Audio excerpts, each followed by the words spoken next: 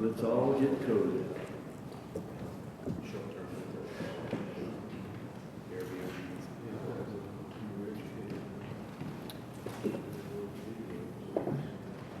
All right. The mic may go out. If it does, no big deal. I'll talk about it. The class today, as we call it, is on, I call it Practical Planning 101. Right. And so, y'all probably learned already that planners are a different type of person to some extent. So, when y'all hear this presentation, you'll probably say, there's nothing practical about this at all. What are you talking about? This is just a bunch of mumbo jumbo. But, great slide here, the old double. So, got some pictures of some old news. But planning in the context of city and county government is probably about one of the most misunderstood things that local governments do. Because people hear planning department or whatever, like people tend to think that means we're here making great plans and we're dreaming of the future. But in reality, most of the time we're being pretty reactive. We're getting things turned into us, so we're reacting to them a lot. A lot of times what we do today is just implementing what the county commission, what the planning commission has already approved. And it's an administrative role. So we're looking at what people turn in. Does it check the boxes? Here's the requirements. Does it check the boxes? There's not a lot of discretion at the staff level to say yes or no to things. If you meet the requirements, it must be approved. If it does not, you can't be approved. It's pretty simple actually. And there's a process you go through to get it into compliance. So, implementing those plans day to day, really when we call it, the first slide here is the practical planning. What it really is just, a little bit of a description about what we do. Like what does the planning office do? How do we implement plans? The first part here, and again, this will make you think, well, how's this practical? But to take it back, you go to the Constitution of the United States. So that's the foundation of everything that we do. Ultimately, every rule that we have is it a constitutional rule? Does it abide by these precepts we have as Americans here in the United States? And so it comes down to a couple of amendments to the Constitution, rights of persons. The Fifth Amendment. We got a lawyer back here. He can tell me if I'm getting off track on any of this stuff. But the Fifth Amendment to the U.S. Constitution, when you hear that one, I always, you plead the Fifth. I'm not going to incriminate myself, right? But there's a lot more to it than that. And I don't know a tenth of what all it is about, because it does encompass a lot of stuff. But one of the things it says is that no person shall be deprived of life, liberty, or property without due process of law, right? And so zoning, what zoning is in nature, when the settlers came here and they took the land essentially, as we all know. But there's an inherent in nature. There's a freedom to do or build whatever you want, right? There's no zoning restrictions in nature. There's no animals that abide by zoning restrictions. It's something we've kind of come up with, and I'm going to talk about where zoning came from, how we arrived at the concept of zoning in the United States, how it fits in with that. Because again, what that Fifth Amendment says is, no person shall be deprived of property without due process of law, right? The other one is 14th Amendment, equal protection. All persons, and that's the one about makes everybody a citizen if you're born here, essentially. There's some political stuff with some of that stuff nowadays, but the 14th Amendment, Section 1, one of the things it says is all persons born and naturalized in the United States, no state shall make or enforce any law which shall abridge the privileges or immunity of citizens of the United States, nor shall any state deprive any person of life, liberty, again that word, property, without due process of law, nor deny to any person within its jurisdiction the equal protection of the laws, right? So they can't deprive you of property, and everybody is subject to the same process, due process. If you establish a process for saying no to somebody, there's a process there, you got to follow it. Essentially, that's what that means for us. Fifth Amendment for Congress, right? 14th Amendment's for the states, right? Something like that, kind of. So, but they govern, they set the foundation for what you can do for zoning and land use regulations in general. Because every time you tell somebody, no, you can't do that with your property, to some extent, there's a taking there. You're depriving that property of value to some extent. And zoning is, and when the concept of zoning was first introduced in the United States in the early 20th century, people didn't really know how to handle it. There was a lot of argument about that. Like, well, how does this fit into what the Constitution says? Is this a taking? You know, I want to use my property for industrial. You're telling me I can only use it for residential. It's worth a tenth the amount that it would be if I could use it for residential or for industrial. And so there was a big case. Zoning, when you hear people talk about zoning, sometimes people call it Euclidean zoning. It makes you think it's like the ancient Greeks or something like that. That's kind of, I thought it was like something, you know, that Homer wrote about or something. But it actually comes from a place in Ohio. So Euclidean zoning comes from Euclid, Ohio. There was a big Supreme Court case, the village of Euclid, Ohio versus Ambler Realty. And so that's the first big cases in 1926. So zoning came out of this whole progressive era of we're going to do things better, we're going to find a way to make our communities more professionally run, all this stuff. Zoning is one of those things that came about during that time. And that, like I said, this is a Supreme Court case, the basis for zoning in the United States. What the court found was that a zoning ordinance, because there were lots of cities and probably counties too that had adopted zoning in the teens and 20s, and there were lots of questions at the states, and some of the courts had said, no, this is illegal, you can't do it. Some courts had said, no, it's fine. This one here made it to the Supreme Court, and the Supreme Court said that it's a valid exercise of the police power, meaning the community's ability to protect the health, safety, morals, general welfare of the public. So a little bit of background on what happened with this one. Tell me if any of this sounds familiar to you. Ambler Realty was the company wanting to do something with a piece of property. They wanted to develop it as an industrial use. It was prohibited by the village's zoning ordinance for that area. Didn't allow industrial zoning. Ambler Realty sued, and they said, hey, this is an unconstitutional taking. So remember what that 5th Amendment, 14th Amendment say? You're taking away my property here. I'm going to sue you. So they sued them for taking the property without due process. So you remember that from the 14th Amendment. The lower court agreed and said Ambler said the zoning was a taking of property without due process and without just compensation. Right. So like whenever TDOT builds a road, they can take property. They can go and take property, but they got to pay you for it, what it's worth to build that road. They're able to do that due to that being for the public good to build a new highway. What the lower court said was zoning is not that. Zoning is a taking that is just a taking of somebody's property without just compensation. It's not supported by the Constitution. It went to the Supreme Court, and the Supreme Court overturned that lower court and said no, it's an extension of the village's police power. It's not arbitrary. It's established by the local governing body. It's constitutional. And that precedent that was set in 1926 holds to this day. It's the basis for zoning. It's what gives you guys the ability to say 1 acre lots, 5 acre lots, this use, that use, this setback, whatever it might be. It all comes from that case.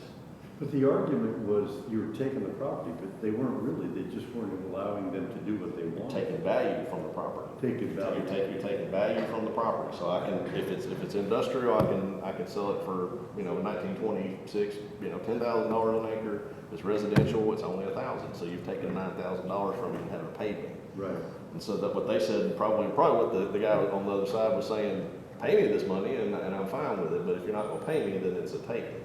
Right. And so the court said no.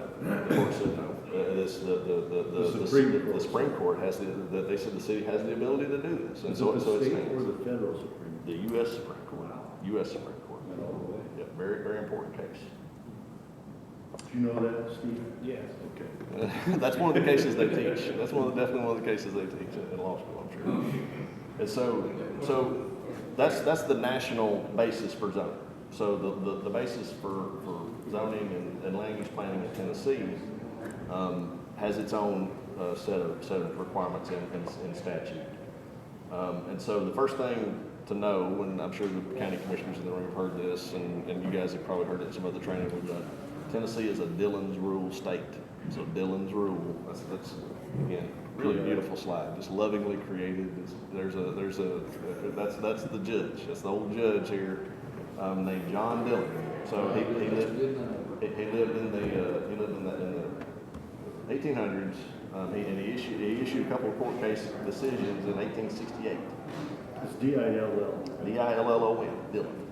And so what it did was it held this concept of local government authority. And basically what Dillon said is that the municipality, the city, or the county may only engage in an activity if it's specifically sanctioned by the state. And so you can only do the things that the state government specifically allows you to do. And so there's a good quote that. Can I borrow that again? The laptop? Yeah.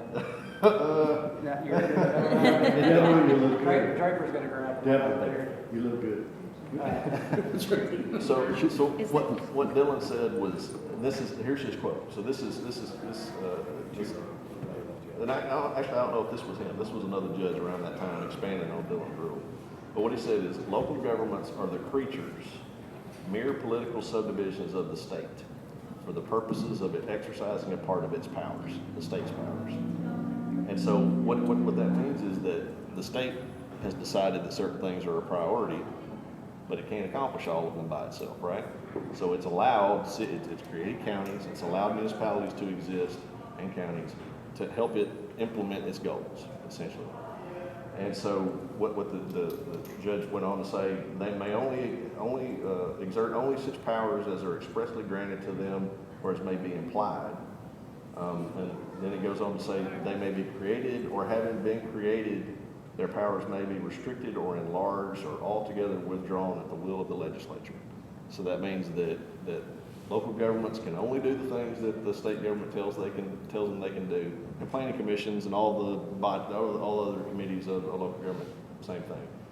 And the state, there's another judge that said something to the effect of municipalities are mere tenants in an apartment building owned by the state. They may be evicted at will. And so what that means is the state makes all the decisions. So another way that I've heard it put is the federal government has all the money, state government has all the power, and local government has all the problems. And therein lies the problem. That's right. Right. But Dillon's rule says you can only do the things that the state says you can do. And so I've got a little note on here. In considering any item coming before board or commission, it's important to always refer back to the authority that's been delegated by the legislature. That authority will be provided in the municipal charter, general state law, or in a private act. As y'all might know, the county has lots of private acts that have been given to us by the state that apply to us. Without written authority from the state, though, you can't do it. Can't do it.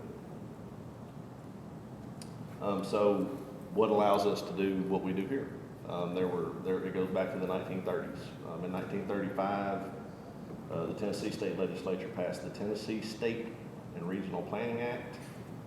That created a state planning commission that existed all the way up until the Great Recession back in like 2009, 2010, or 08, sometime in there. And the state government at that time eliminated that office.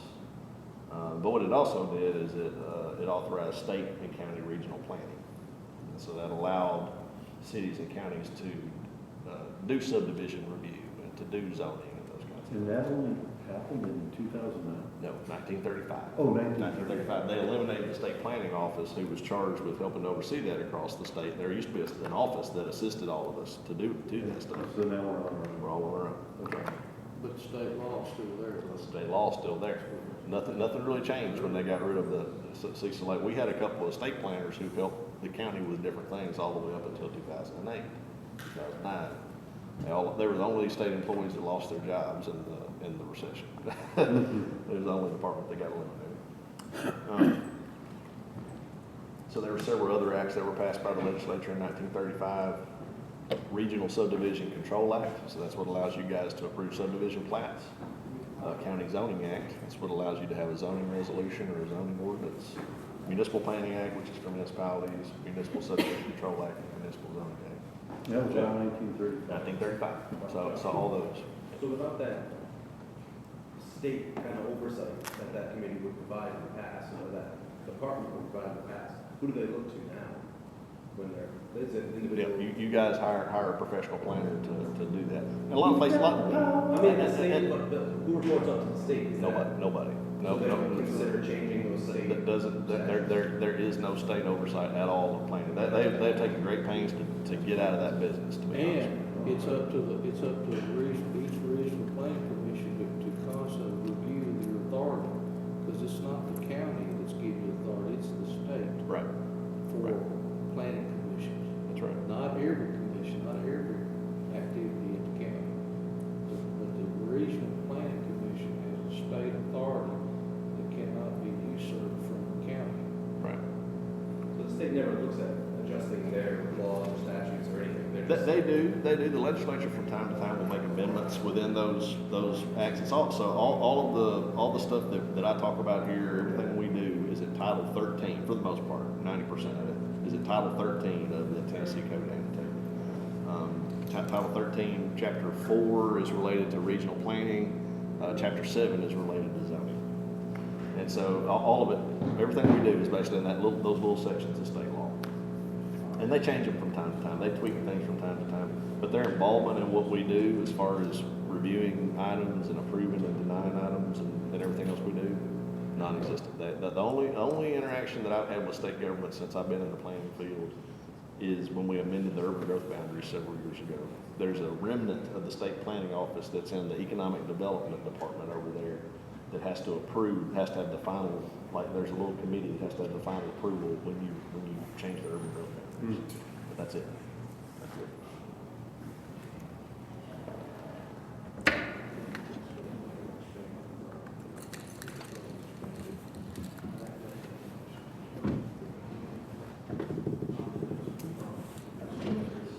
Yeah, but just kind of popping it up. I saw it. Directly.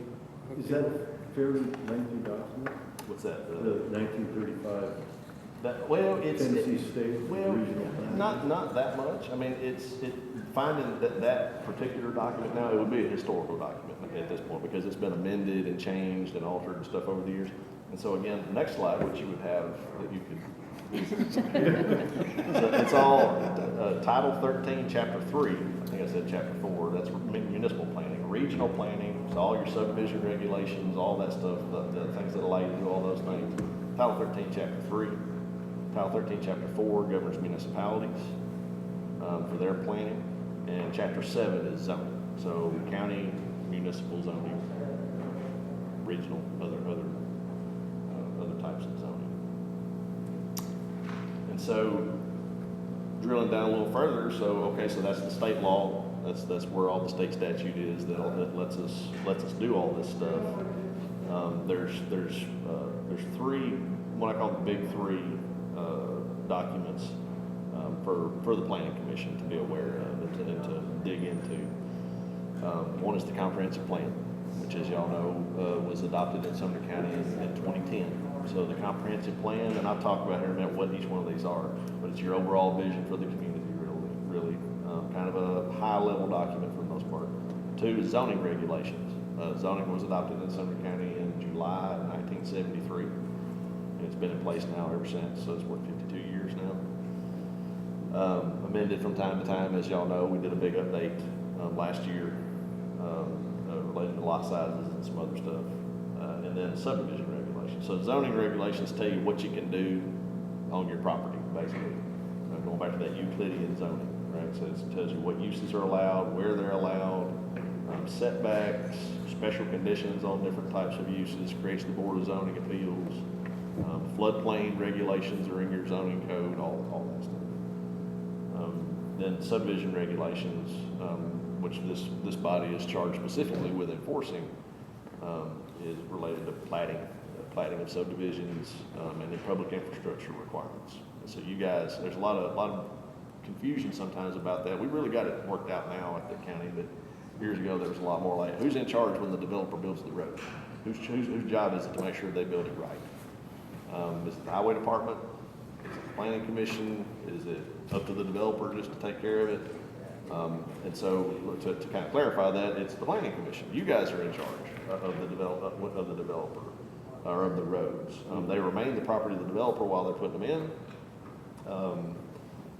So the planning commission ensures through us, the staff, that everything's installed to county specifications that are in your subdivision regulations.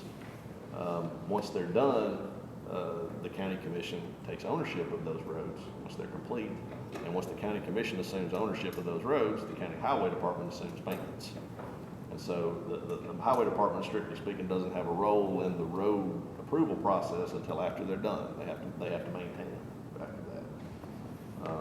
But obviously we do involve them. If there's design questions and stuff like that, we work closely with the highway department. We always have, since they're going to be maintaining the roads.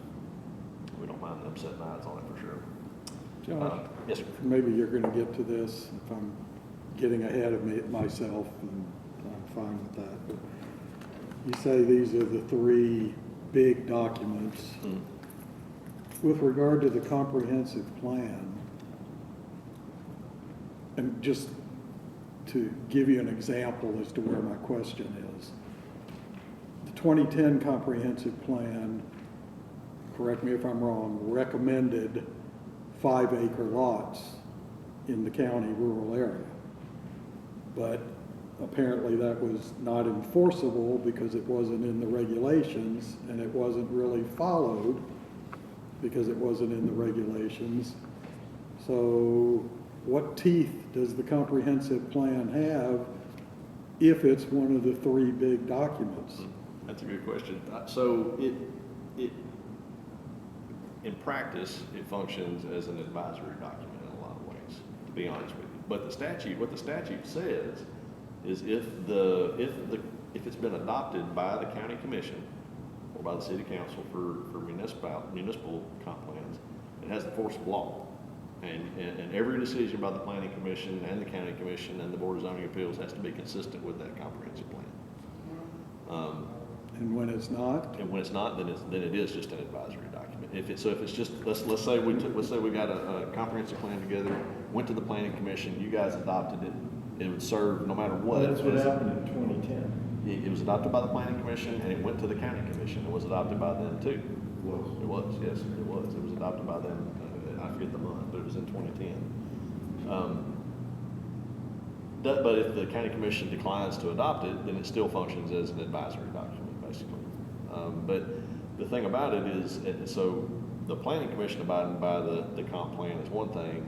The county commission abiding by it is another, because that's actually been challenged in court a few times, where you've had a county commission that approved a rezoning that conflicted with the comp plan. And people sued and said, hey, they're not following the comp plan, that rezoning is invalid.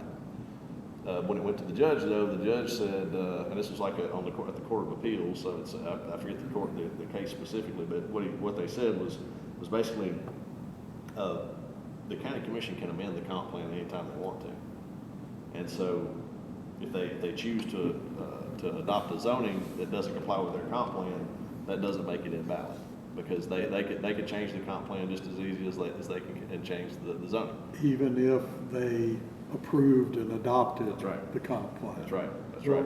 And that's because judges are very, very, very hesitant to stick themselves into that issue. Like they're like very, very rarely has a city or a county been overturned on a rezoning decision, like forced to approve one or forced to deny one. If they follow due process, if they did the things the zoning code required them to do and all that stuff, the judge is going to defer to the local governing body almost always.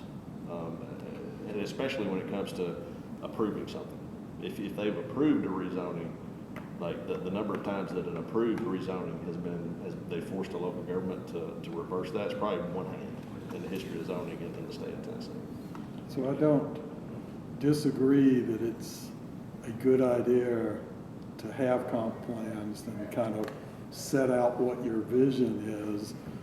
But for me, especially as an engineer wired the way I am, if you can just willy-nilly decide, I don't like this anymore, I'm going to change it, then why spend the time and the money and the effort? And Well, I think because it gives you, it helps to get the community's vision, right? And so what you want to do is you want to get the community's vision, hear from the community, adopt that comprehensive plan that is in general not gonna be a parcel by parcel analysis, that's your zoning. Yeah, But your comp plan is more, in this area, we wanna see this, in this area, we wanna see this.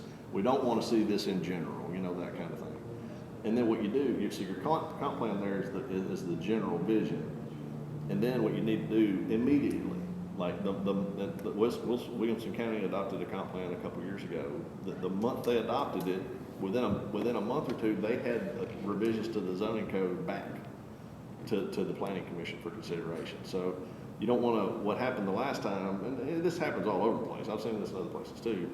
Comp plan gets adopted and everybody's like, great job, everybody. We got a great plan. But they didn't follow up on the policy side with the other big two, zoning, subdivision regulations, and make those amendments to make everything consistent. And so when you have conflict like that amongst your documents, you're gonna have problems, and you're gonna have people saying, well, we didn't wanna do that, or we don't wanna do this, and that kind of thing. And so what you need to do is, once you adopt an amendment to the comp plan, you need to change your zoning to make sure everything is in complete alignment. That's what didn't happen. That's right. It didn't happen back then. And, it was around the time of the Great Recession and that kind of stuff. It was probably pretty difficult to make it harder on folks. But didn't it also, just trying to, with respect of history, that it took a long time to put that together, and probably people forgot more that were in it than more. Right. It took a couple of years to get it out. Long. That's right. For those people. So then what I've done here is just run through those things. So comprehensive plan, like I said, is the vision for the community, TCA 134201. So what it says is it's the function and duty of the commission, meaning the planning commission, to make and adopt an official general plan for the physical development of the community. So you have the responsibility to have a general plan. In the absence of that general plan, your zoning functions as the general plan. That was what the judges have said. Josh, is there, at least I interpret it as I was reading TCA, there's a distinction between a planning commission and a regional planning commission. Am I correct? There's all kinds of different planning commissions. So in general, when a regional planning commission is referred to, that is a county planning commission that has a charge for the unincorporated area around the cities. When it's municipal planning commission, that's the municipalities within their boundaries. But another thing you'll commonly see though is a municipal regional planning commission. So and that doesn't make sense. You're like, how could it be municipal and regional? A lot of the cities, and ours in Sumner County used to until 2020, they'll have a planning region outside the city limits.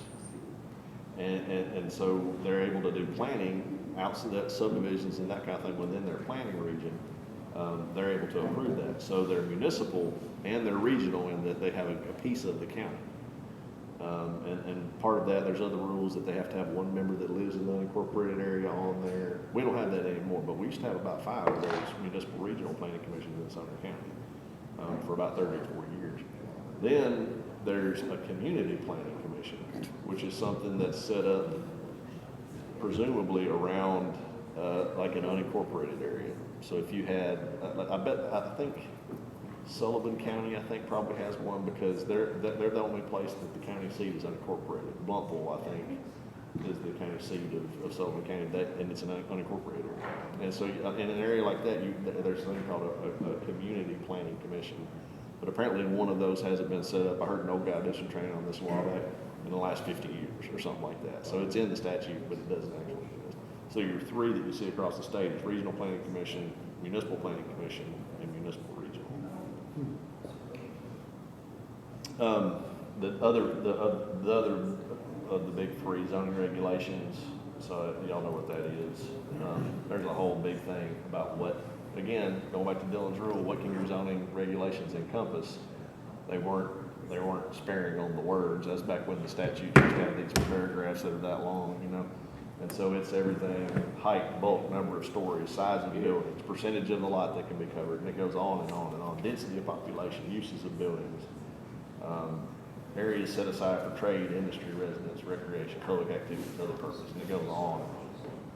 So everything that's in your zoning code is authorized by that part of state law, 137201. Subdivision regulations, like I said, those govern was governed planning, partitioning of property in Sumner County. What the statute says there is, in exercising the powers granted to it by this part, the planning commission shall adopt regulations governing the subdivision of land. And so the process for amending your subdivision regulations in the county, 30 days notice, has to be published in the newspaper at least 30 days prior to the public hearing. The municipalities don't have that requirement for some reason, I don't know why, but counties do. Regional planning commissions, also it's allowable for the legislative body to approve, so the county commission could approve the subdivision regulations too, if y'all wanted it to be that way. That doesn't apply to the municipal planning commissions, that where it's only the responsibility of the planning commission. The way we have it set up here is it's approved by the planning commission, and the planning commission can amend the changes. But there is a provision in there that allows the county commission to approve any changes made to the subdivision regulations.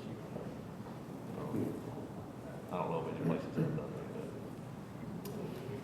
that. And then those were the big three, right? But there are other documents. There's design guidelines, stormwater regulations, historic district regulations. Won't spend too much time on those because we don't have much time left. But design guidelines are the general guidelines for the exterior appearance of non-residential property, multiple residential property, and any entrance to a non-residential development within the municipality. And so what is that? Let's go through those again. The exterior appearance of any non-residential property, multiple family residential property, and the entrance to a non-residential development. What did they not include in there? Residential. Right. So that a lot of people don't understand that the amount of discretion or leeway that the state government really gives to municipalities or counties, for that matter, to review the appearance of single-family homes is very narrow, very narrow. It's pretty wide when it comes to non-residential stuff. You can get into brick, and when I used to work in West Tennessee in Cargill, my design review commission spent 3 or 4 months on the color blue.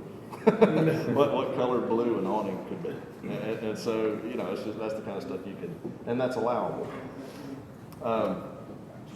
But that verbiage that I just read to you, that's for municipalities. That doesn't apply to counties.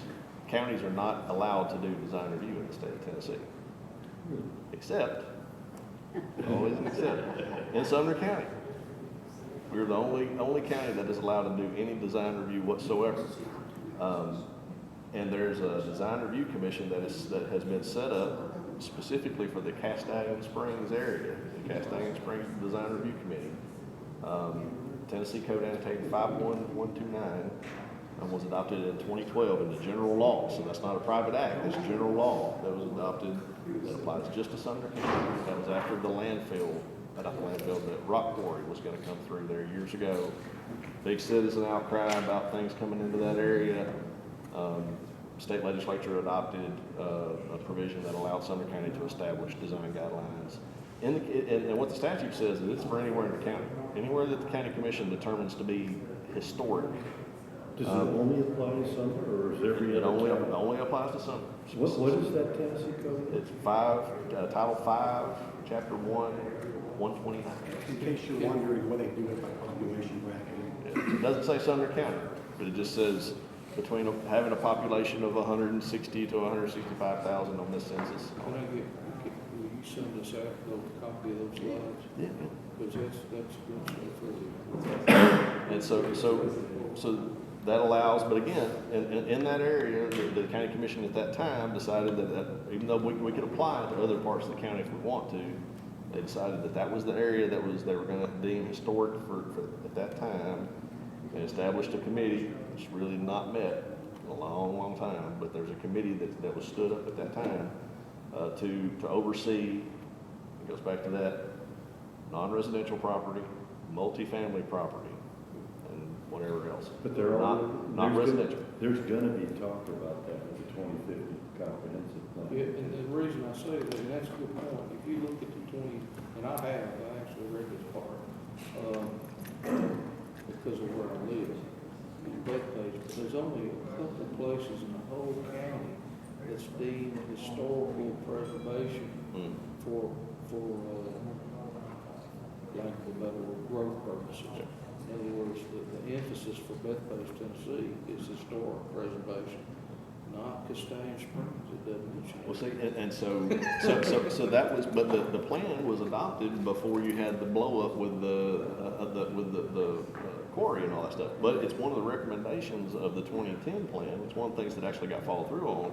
The 2010 plan said we need to look at setting up a design review committee for the county to be able to look at that, but it'll require statutory change by the legislature.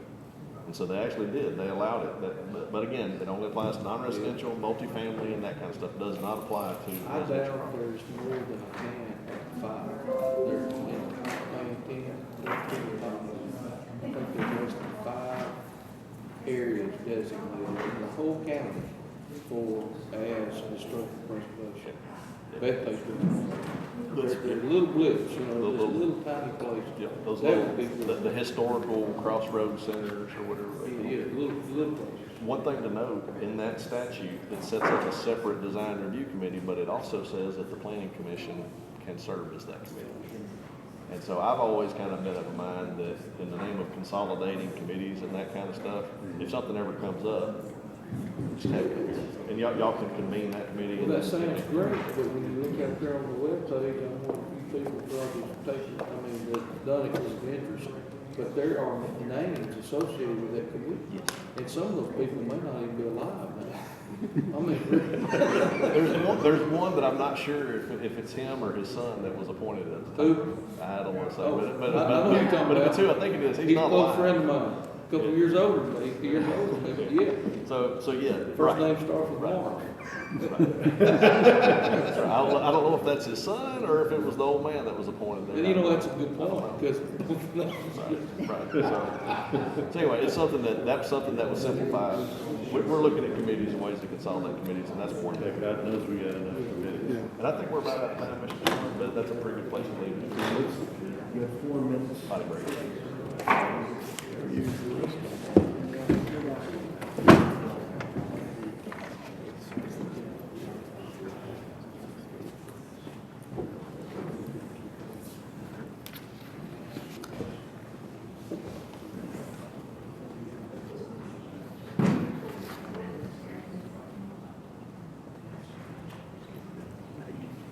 What?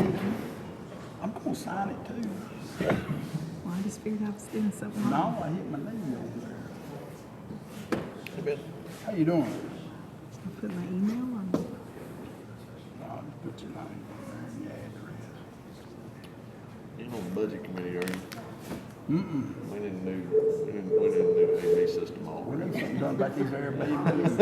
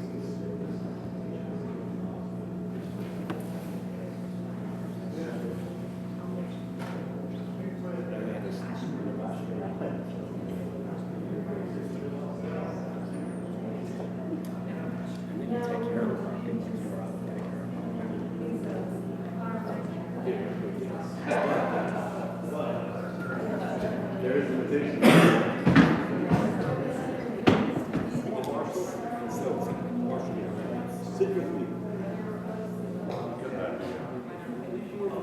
There's plenty of space.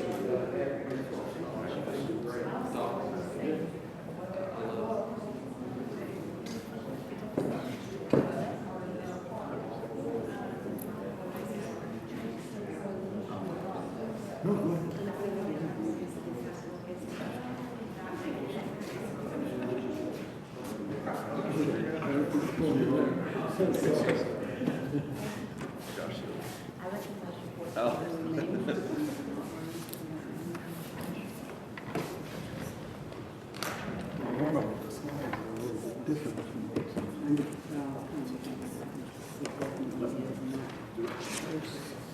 much.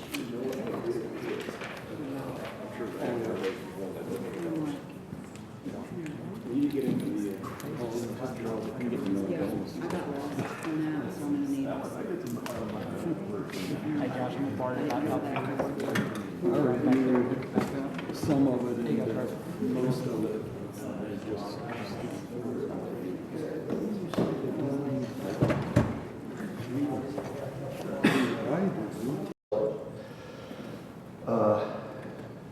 We could all stand. I'll do the invocation. And Vaughn to do the pledge. Heavenly Father, we thank you for this time together. We ask that you give us wisdom and good conversation as we try to do the work of the people. We ask you to get everybody here safely that's coming and everybody home safely in this cold weather. And we ask all this in Jesus' name. Amen. Pledge allegiance to the flag of the United States of America and to the republic for which it stands, one nation, under God, indivisible, with liberty and justice for all. Thank you. Be seated.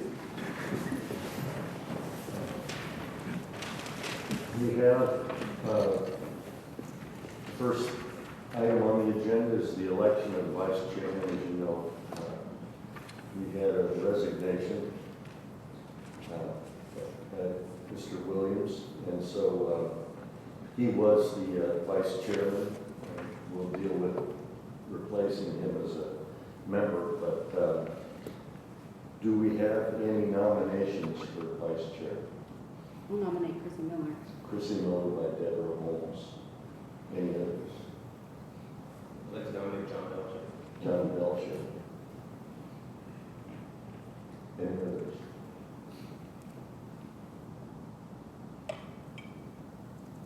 Am I voting on this? Well, In general, you would only vote as the chairman at the end of the time, but on internal business like this, I don't know if there might be an exception, I'm not sure. Okay. Therefore, we'll do a roll call on Chrissy Miller.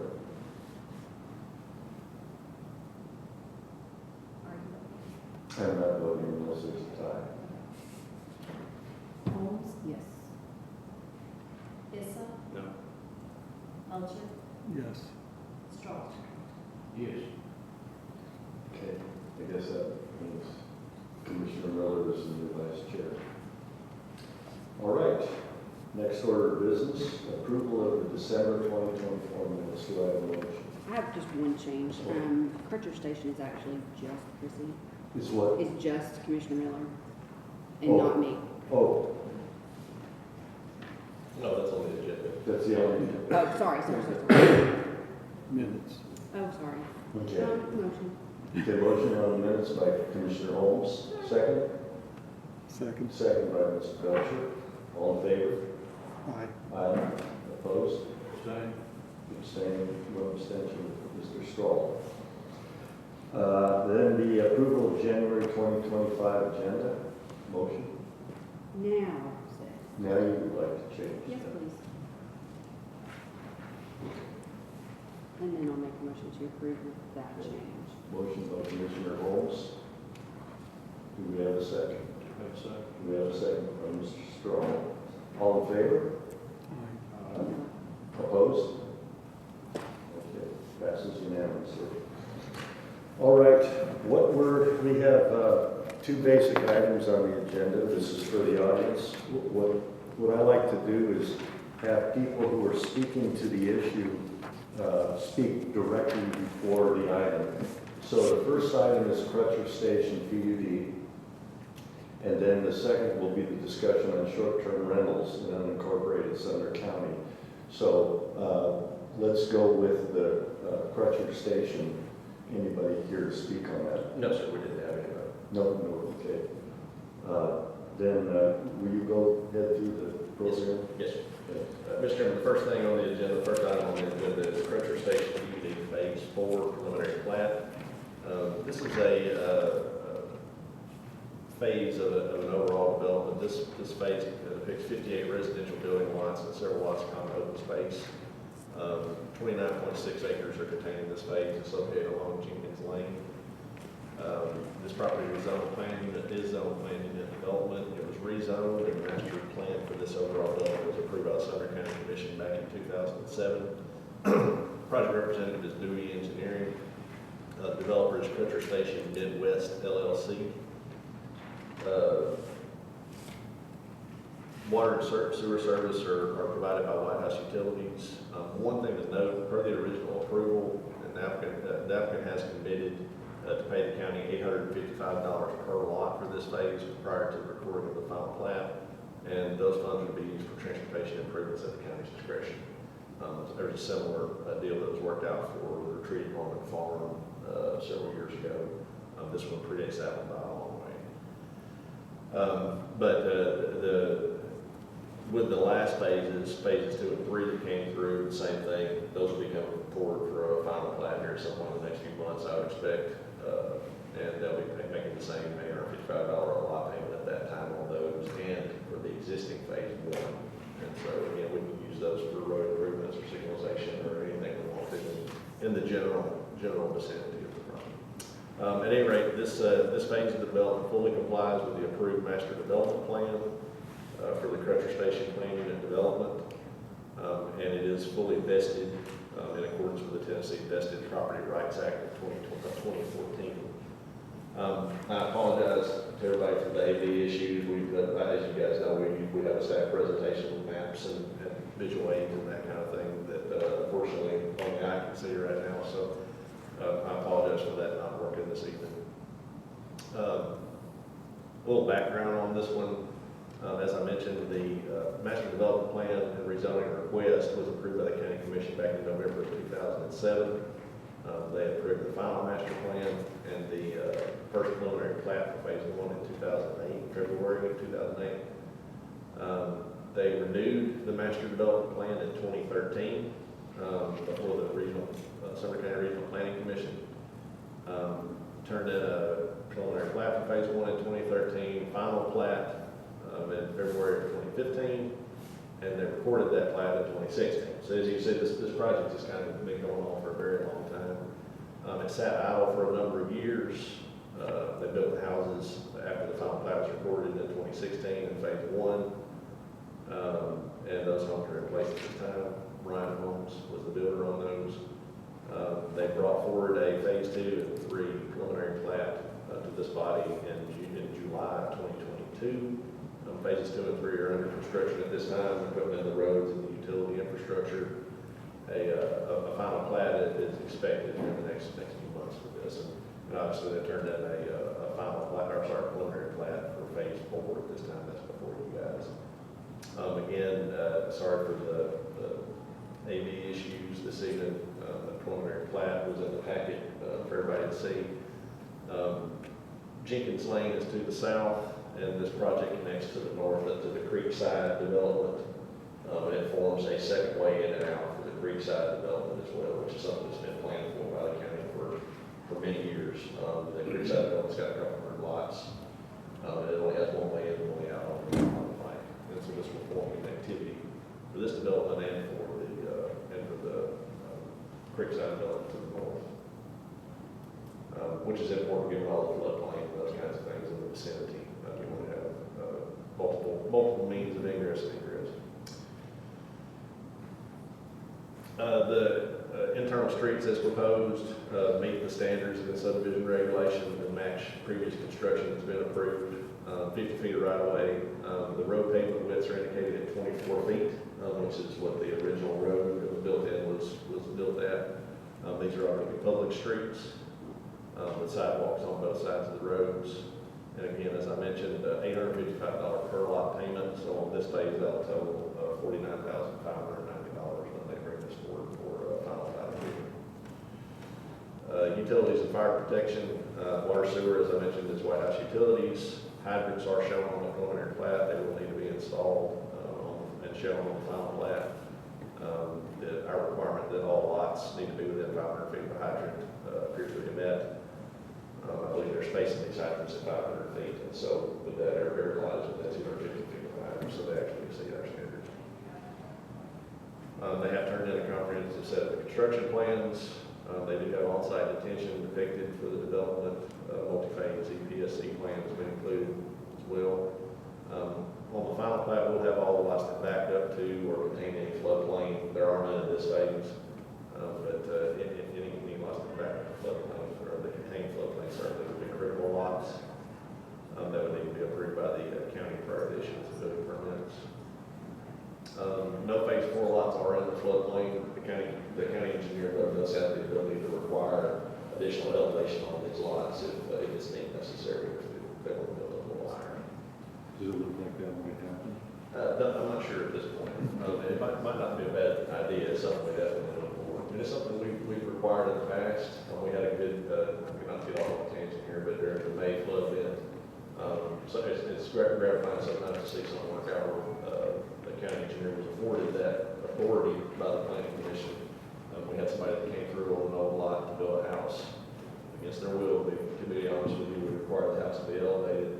Everything around it flooded, but the house did not, because of what the county required there. If it had been built the way that it was proposed, it would flood as well. And so it's a good tool in our toolbox. Construction plans and drainage calcs are under review at this time by the county engineer. As submitted, this plan appears to meet all county requirements. Any outstanding comments will need to be addressed and plans revised. The final set of plans will need to be stamped by the county engineer prior to them starting construction.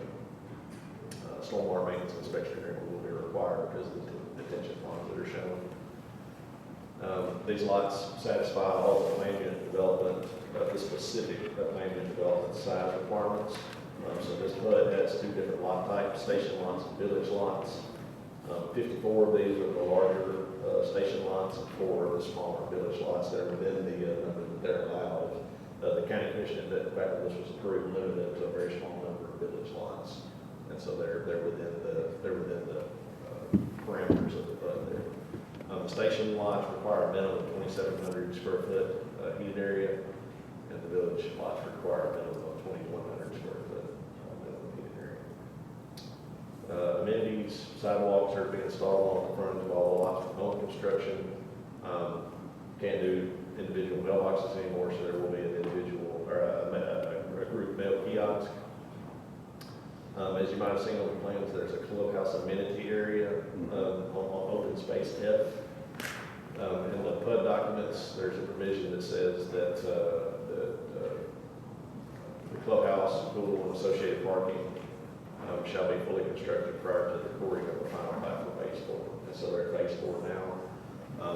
What they'll probably do is they'll bring in a plat, a 1-lot plat, basically, to record that lot at some point in the future after the preliminary plat is approved.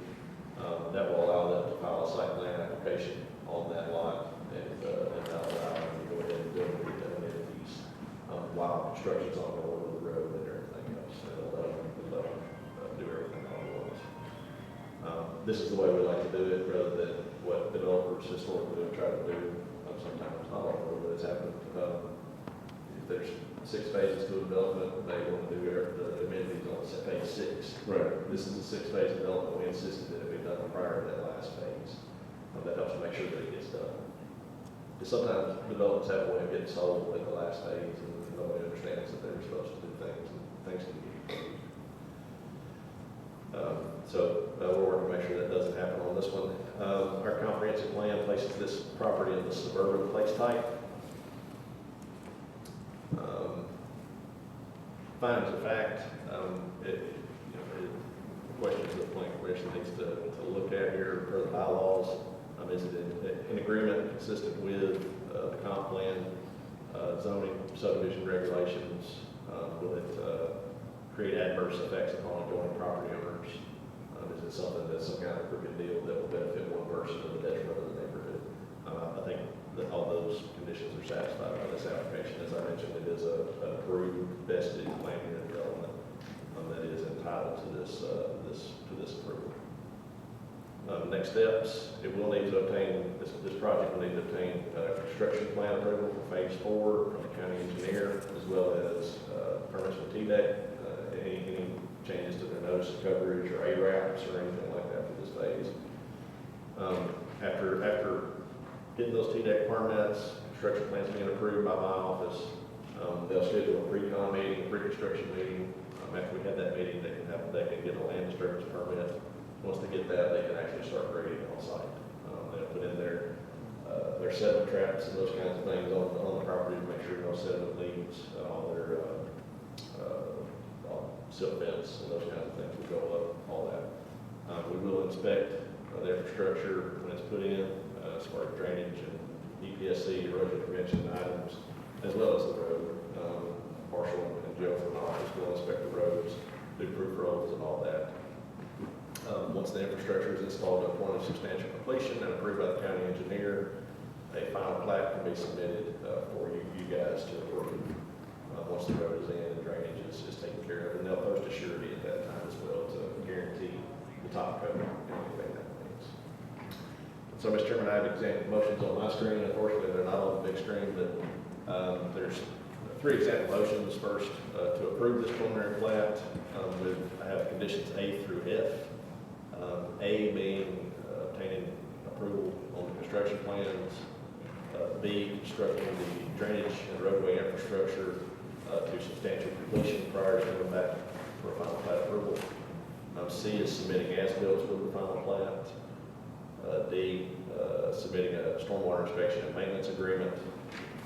Incorporating this phase. E is a site plan shall be submitted and approved for the amenity center, and the amenity center shall be completed prior to the recording of the overall phase 4 plat, which is this phase. And then F, as I mentioned, the $855 lot payment. Example motion 2 would be to deny this preliminary plat based on a finding of non-compliance with the county, some county zoning or subdivision standard. And 3 would be to defer it and allow additional information. As I've noted, there's no violations of any county standards that I'm aware of on this one. And that concludes my presentation. As I mentioned, we found that we had less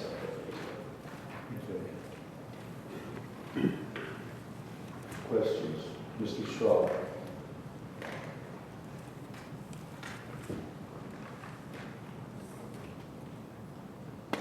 Thank you. Got two questions, Mr. Chairman. First of all, the $855 price tag per lot contribution from the developer, how did we come up with $855 or they get that? There was an agreement when this one was approved, that the developer was going to make a contribution. That was back with the initial approval. And so when this project kind of, like I mentioned, it went on after the phase 1's approval, and then we had to dig through our files and minutes and approvals and everything, and figure out what all was approved on this one and what the requirements were at that time. Apparently it was related at the time to some calculation that was done on some kind of road improvement in the vicinity or something. And so the county required at that time the developer to make a payment to the county to do that. Apparently it was pretty common at that time. The last time, as I mentioned, it was done that I'm aware of was the retreat on the farm. They had to make a payment of $1,150 to the county on that one for traffic improvements. So we had $200-something thousand on that project sitting in the county. So that number came from 2008? Yeah, it was part of the original approval. I think I'm going off revelation. I think it may have been in the original pattern book or in the minutes of the county commission, when it was approved. And when they came back and brought this project back, like I mentioned, we pulled the file on it. It was like, literally blowing the dust off of it. But it took a while to figure out everything that was approved, and we made an update on the documents and get everything squared away again. Was there any suggestion of what that money would be used for? I think, I don't know that they specified at the time. I think my understanding probably was that it may have had something to do with improvements to Jenkins Lane or an extension of Jenkins Lane. There's been a project talked about that the city's gonna do at some point, with Welch College over there. I think it's, I forget the name of the road there. But there's some kind of project that the city's talked about doing. Yeah, right, and so I think there was discussion about using that money either to give it to the city or with the county to do some kind of road extension. That project is planned, I know at this point, by the city. Either that or they're gonna have the college do it, Welch College, take care of it. I know there's been some discussion on that. I mentioned that to the city engineer a while back. So I think it has something to do with that. But again, I wasn't working here at the time, so I don't know all of this. It's 1,150 per lot off the, not the Franklin farm, but Norman Park. Norman Farms. What year was that? That was agreed by the developer, I want to say 2019. Okay. So you can tell we have cost of living things. I can understand, even though I have no knowledge about Jenkins Lane improvement, I can understand that. I think we need to revisit that amount. Second question, this is just, what's the price point of these homes? This is just for general information for myself. I'm looking at these homes, they've got two different size lots, two different size plans, 2,700, 2,100, what's the price point? Is there anybody here from the developer? Yeah, please, if you could just let me know what those price points are, thank you.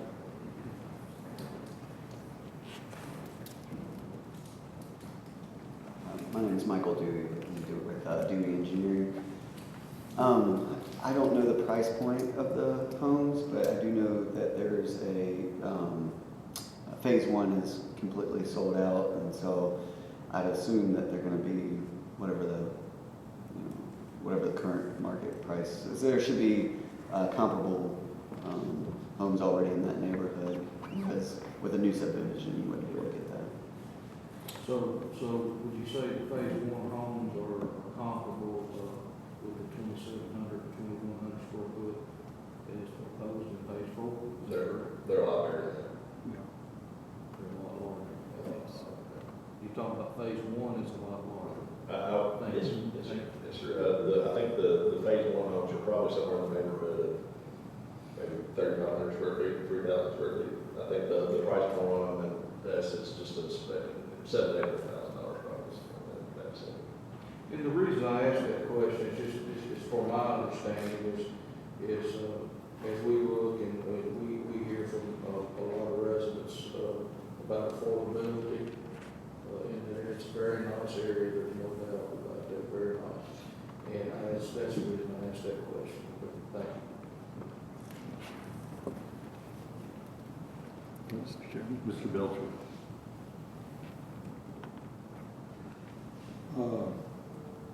Have a few questions. Okay.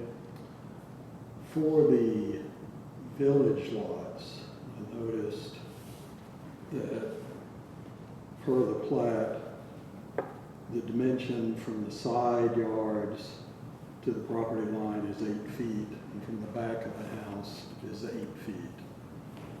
I have to assume that that meets the county standards?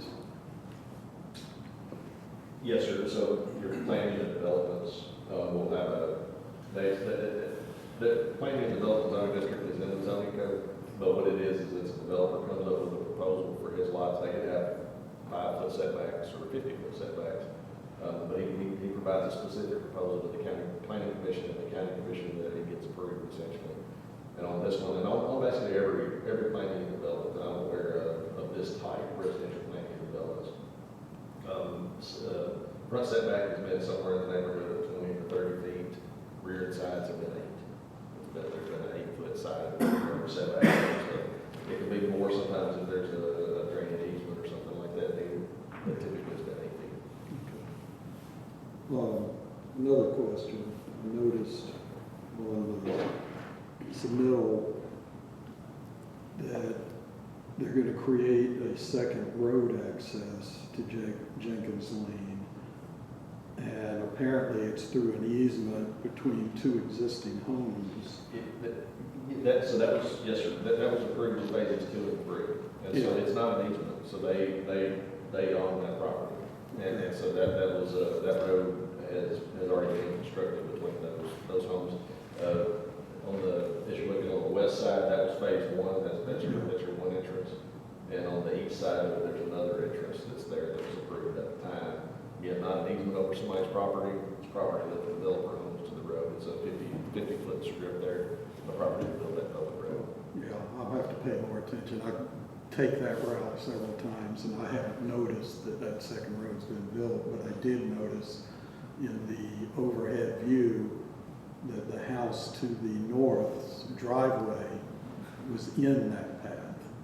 And there's very little space from the garage entrance to that property line for that driveway to be moved. I think the developer had that issue with the homeowner, and I think they got that worked out some time ago. I think there's a couple issues. One, the area was probably not that the parcel data is not particularly accurate at that location. It's not anywhere in the county, really not to a foot. So that's issue one. It probably isn't exactly where you think it is.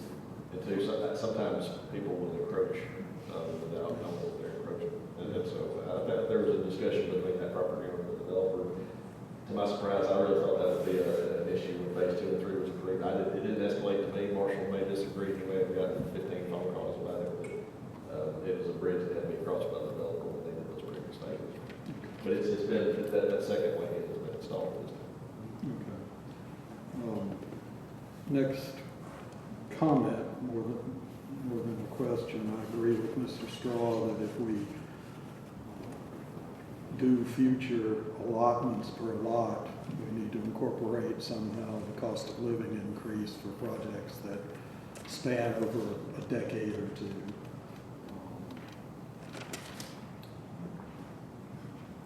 Were there, and I realize that this would have been approved in phase 1 and then also in phase 2 and 3. Were there any improvements cited for Jenkins Lane for this new development coming in?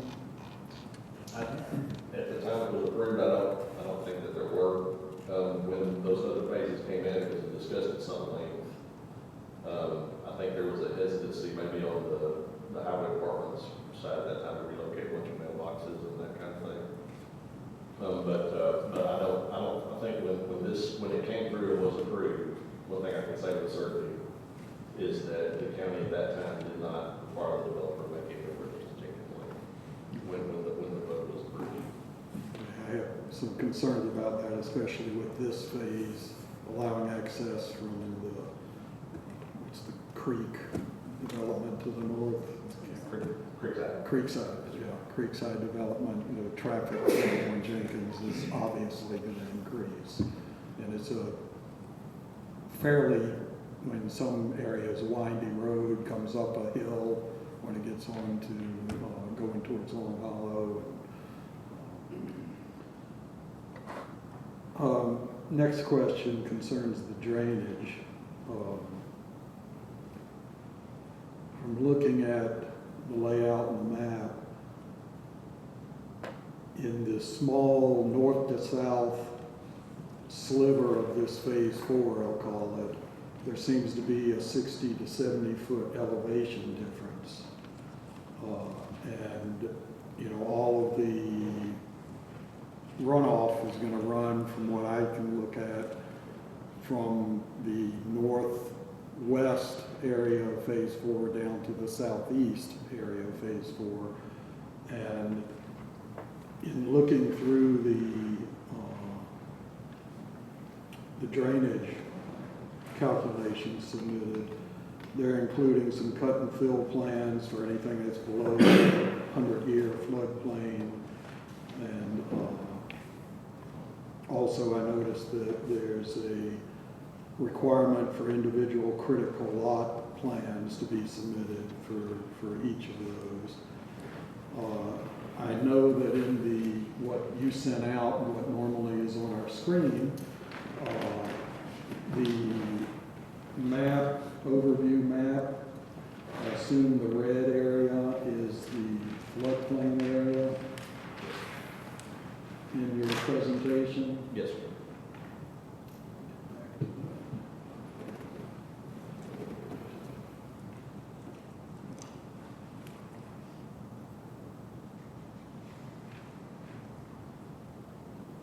I guess my primary, it's more of a comment than a question, is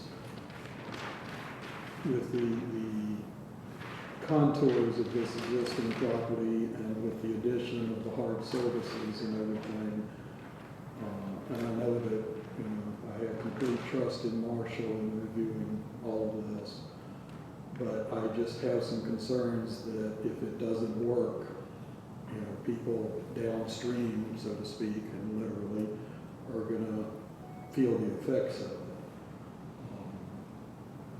it. And we don't normally, as we receive the amount of documentation that you included on this submission, which raised an eyebrow as to, okay, either they're really doing all of their due diligence, and this is an example of it, or there's real concerns over it, and there's a lot of calculations that have to support what they presented. I'll say that the calculations that you guys provided on this are no different than what goes out with every other packet. We did take the liberty of printing them, we had a request to look at print more of this stuff for you, but all that stuff is always included in your electronic packet, all the drainage calculations, and construction plans, and all those things.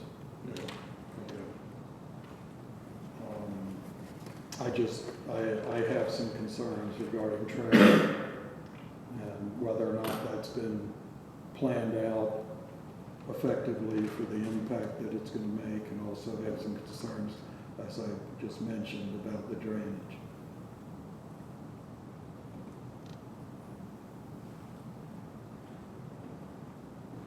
Is that it, John? Yeah.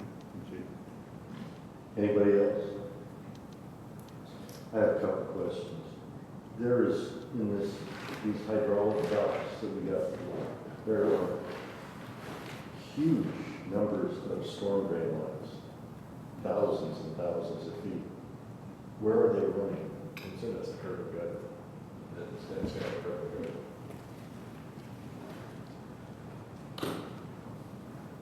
Okay, I just saw storm sewer profiles. Yeah, I think that's in the road, along the road, within the right of way. The developer will have, like I said, 24 feet of asphalt, sidewalks, and curb and gutter. So of course the drain will be under the road. And the creek and the buffer area between phases 2 and 3, and then 4, that's an active creek and will remain so. So that's right, yeah, right. And so when it comes to drainage and that kind of thing, the creek is being preserved in the middle. It's not in the floodplain, but because the floodplain ends off to the east of primarily, most of it's not the floodplain, I should say. But the creek buffer is required by state, federal, and county regulations to be preserved. And so they've indicated a 60-foot buffer, I believe, which may actually exceed the minimum requirements. I don't know if that particular creek requires a 60-foot buffer or it requires a 30-foot buffer. But yeah, the 60-foot buffer that's indicated on there is meant to comply with state, federal, and local guidelines.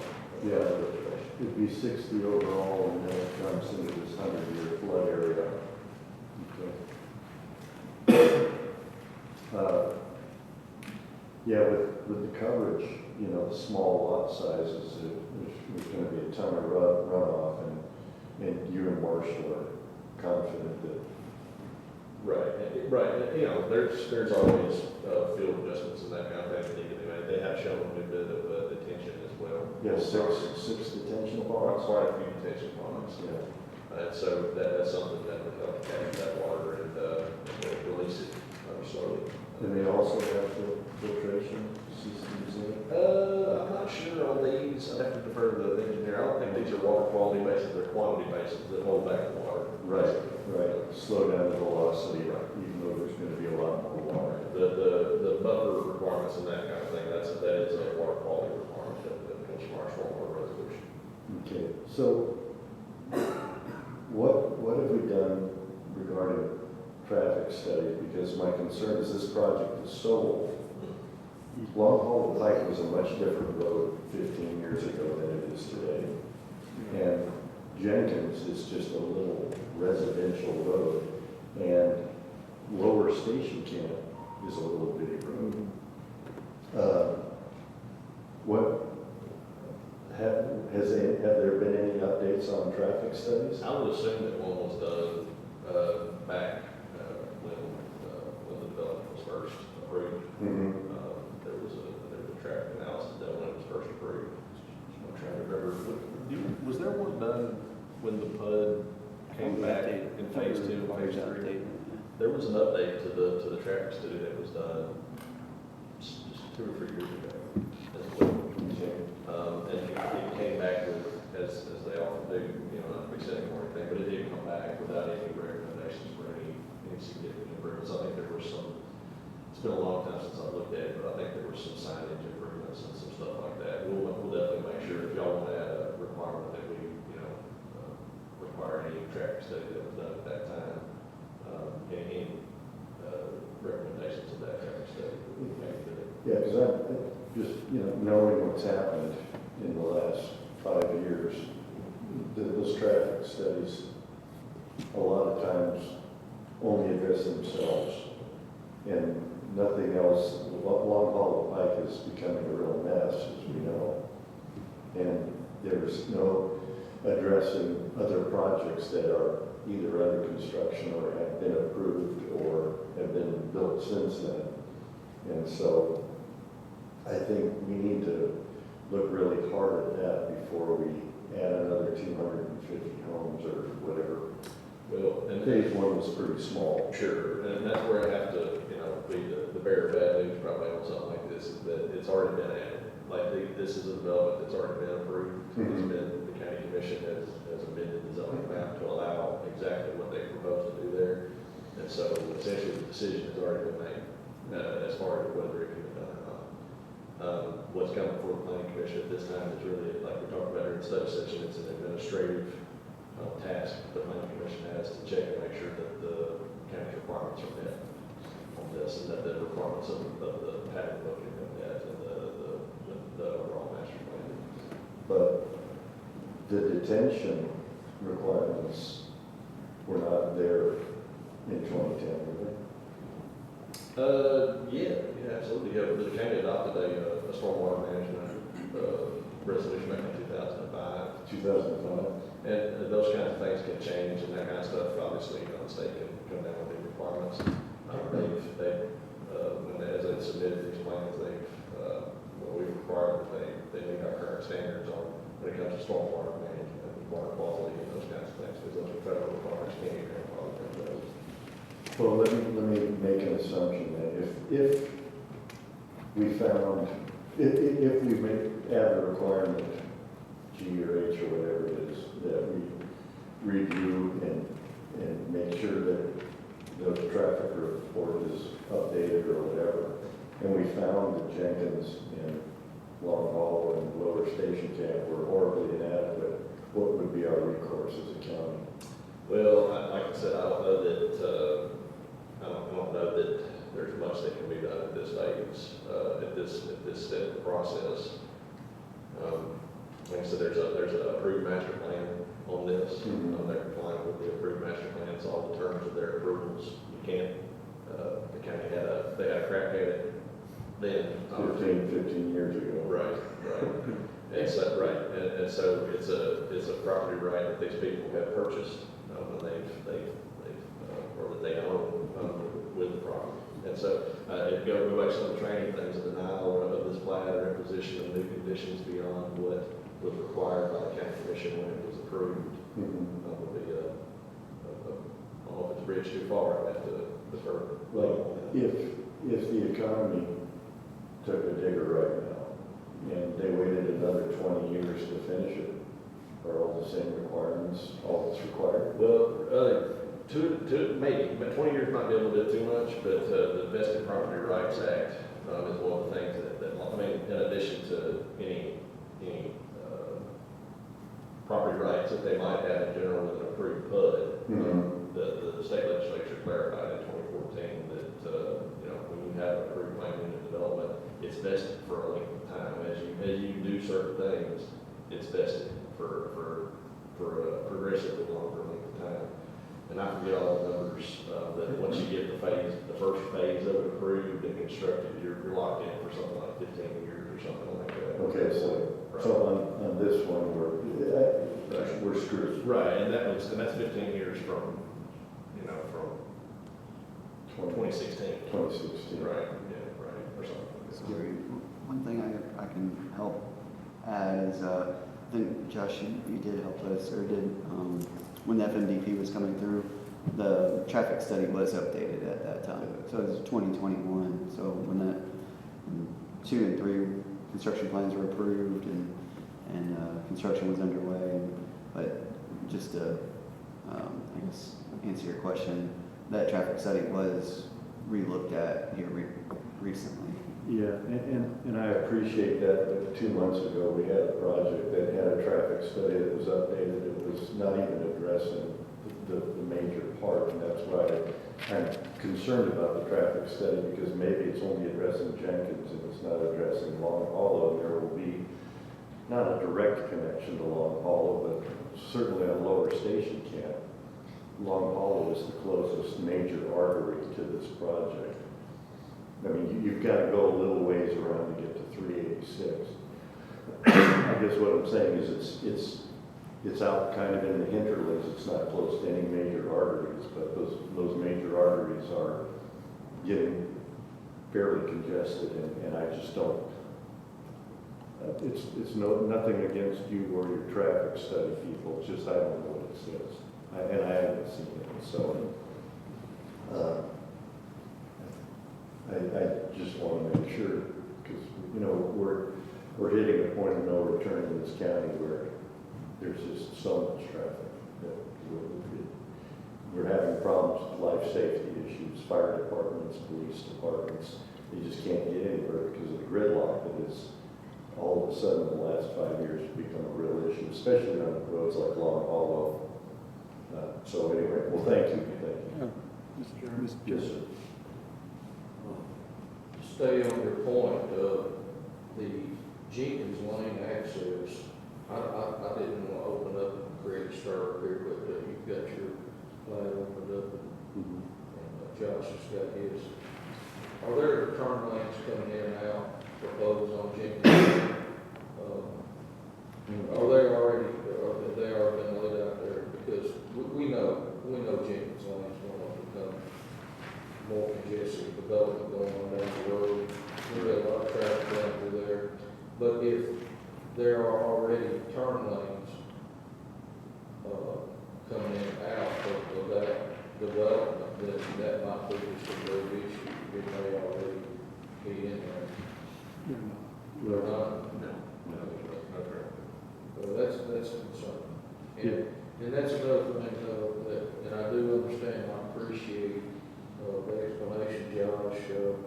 If we take a long-term project like it's been approved and it's taken years to develop and things are changing, then what else can we not change? I mean, my question is, I pretty much got the answer from you that we're kind of stuck with what we approved 15 years ago. But this $855 per lot payment, the cost of living has increased significantly. The cost of doing business and maintenance is significant. I run the numbers from, as we were talking here a few minutes ago, we've had an 18.2% COLA rate increase from 2019 credit to current, which amounts from increase from $1,150 in 2019 over at Norman Farms to, and I know that it's a different location, I know that, to roughly $1,360 per lot. And that's one thing that I would definitely want to see an increase on that $850. Well, that's go back to our training. So Dylan's rule, right? So that's not a fee that the planning commission can assess, right? So that was something that was agreed to at the time of phase when the developer went through to the county commission.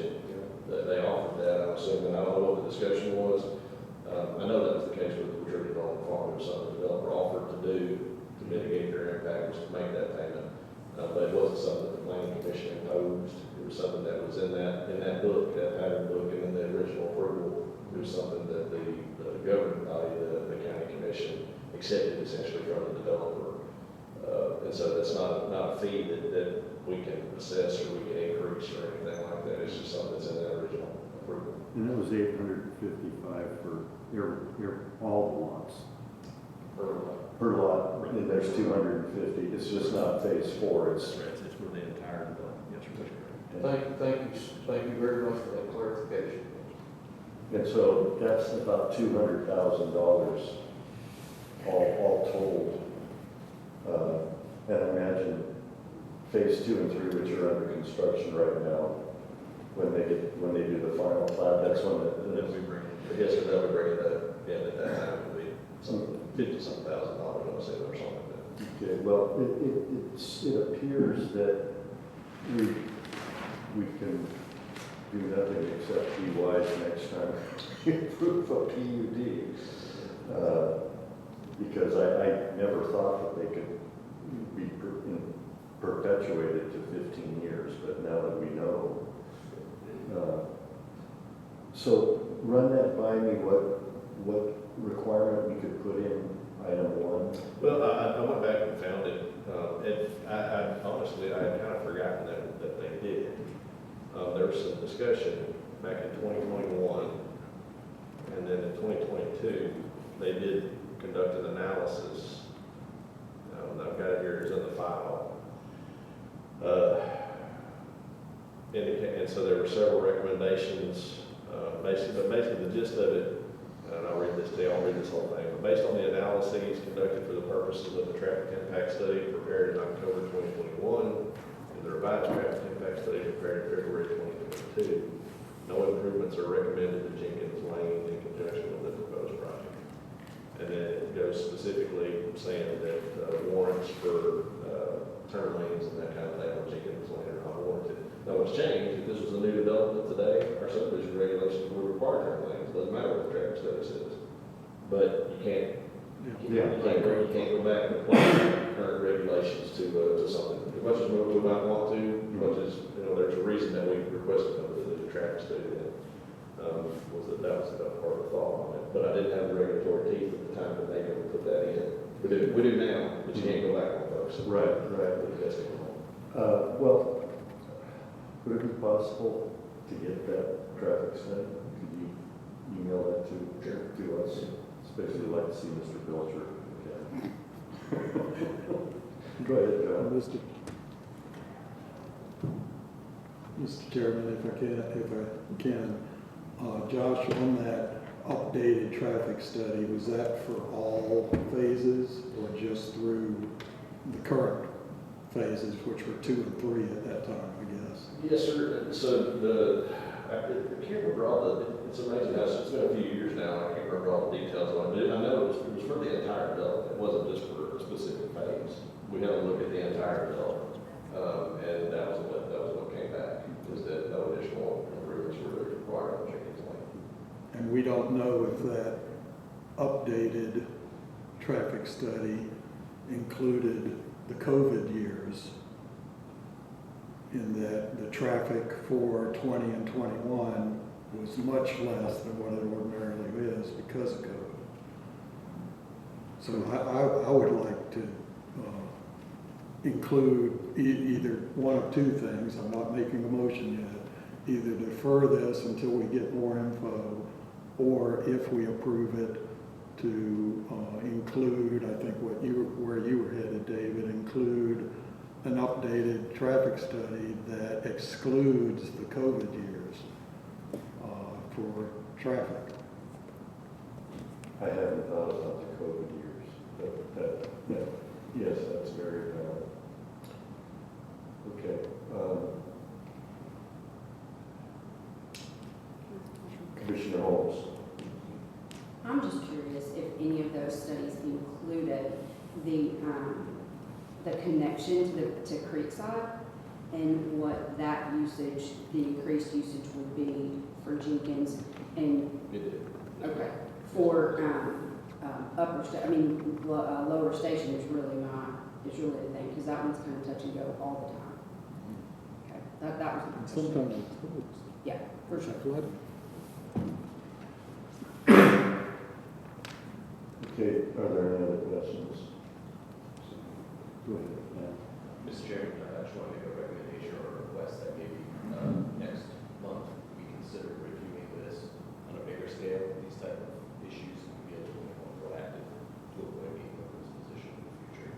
We would maybe put a little bit of study session time to something like this and go over those, just a request. Thank you. Sure. Took you 20 years to get there. Okay, well, if we have no other questions, then we have example motions by Mr. Sutton. So I will entertain a motion.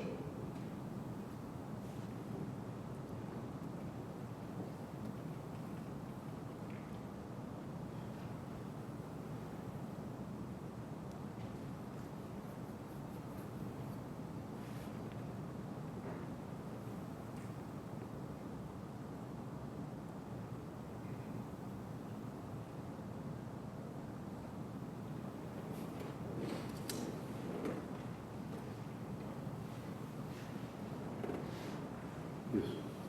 Mr. Chairman, not that I'm an advocate of adding to future workload, but I'd like to move to defer this to get more information on what was included in the existing traffic study so that we can make a determination whether or not we need an additional traffic study to what's already been looked at. Okay, so we have a motion to defer. Do we have a second? Mr. Chairman, I have a second motion to defer that item. Okay, so we have a motion and a second. Kathy, go ahead and do the roll call. Holmes? Yeah. Issa? Yeah. Belcher? Yes. Strong? Yeah. Vote is unanimous. We'll go through the traffic report and imagine having it up next month. Okay. All right, thank you very much. All right, item 2 is a discussion.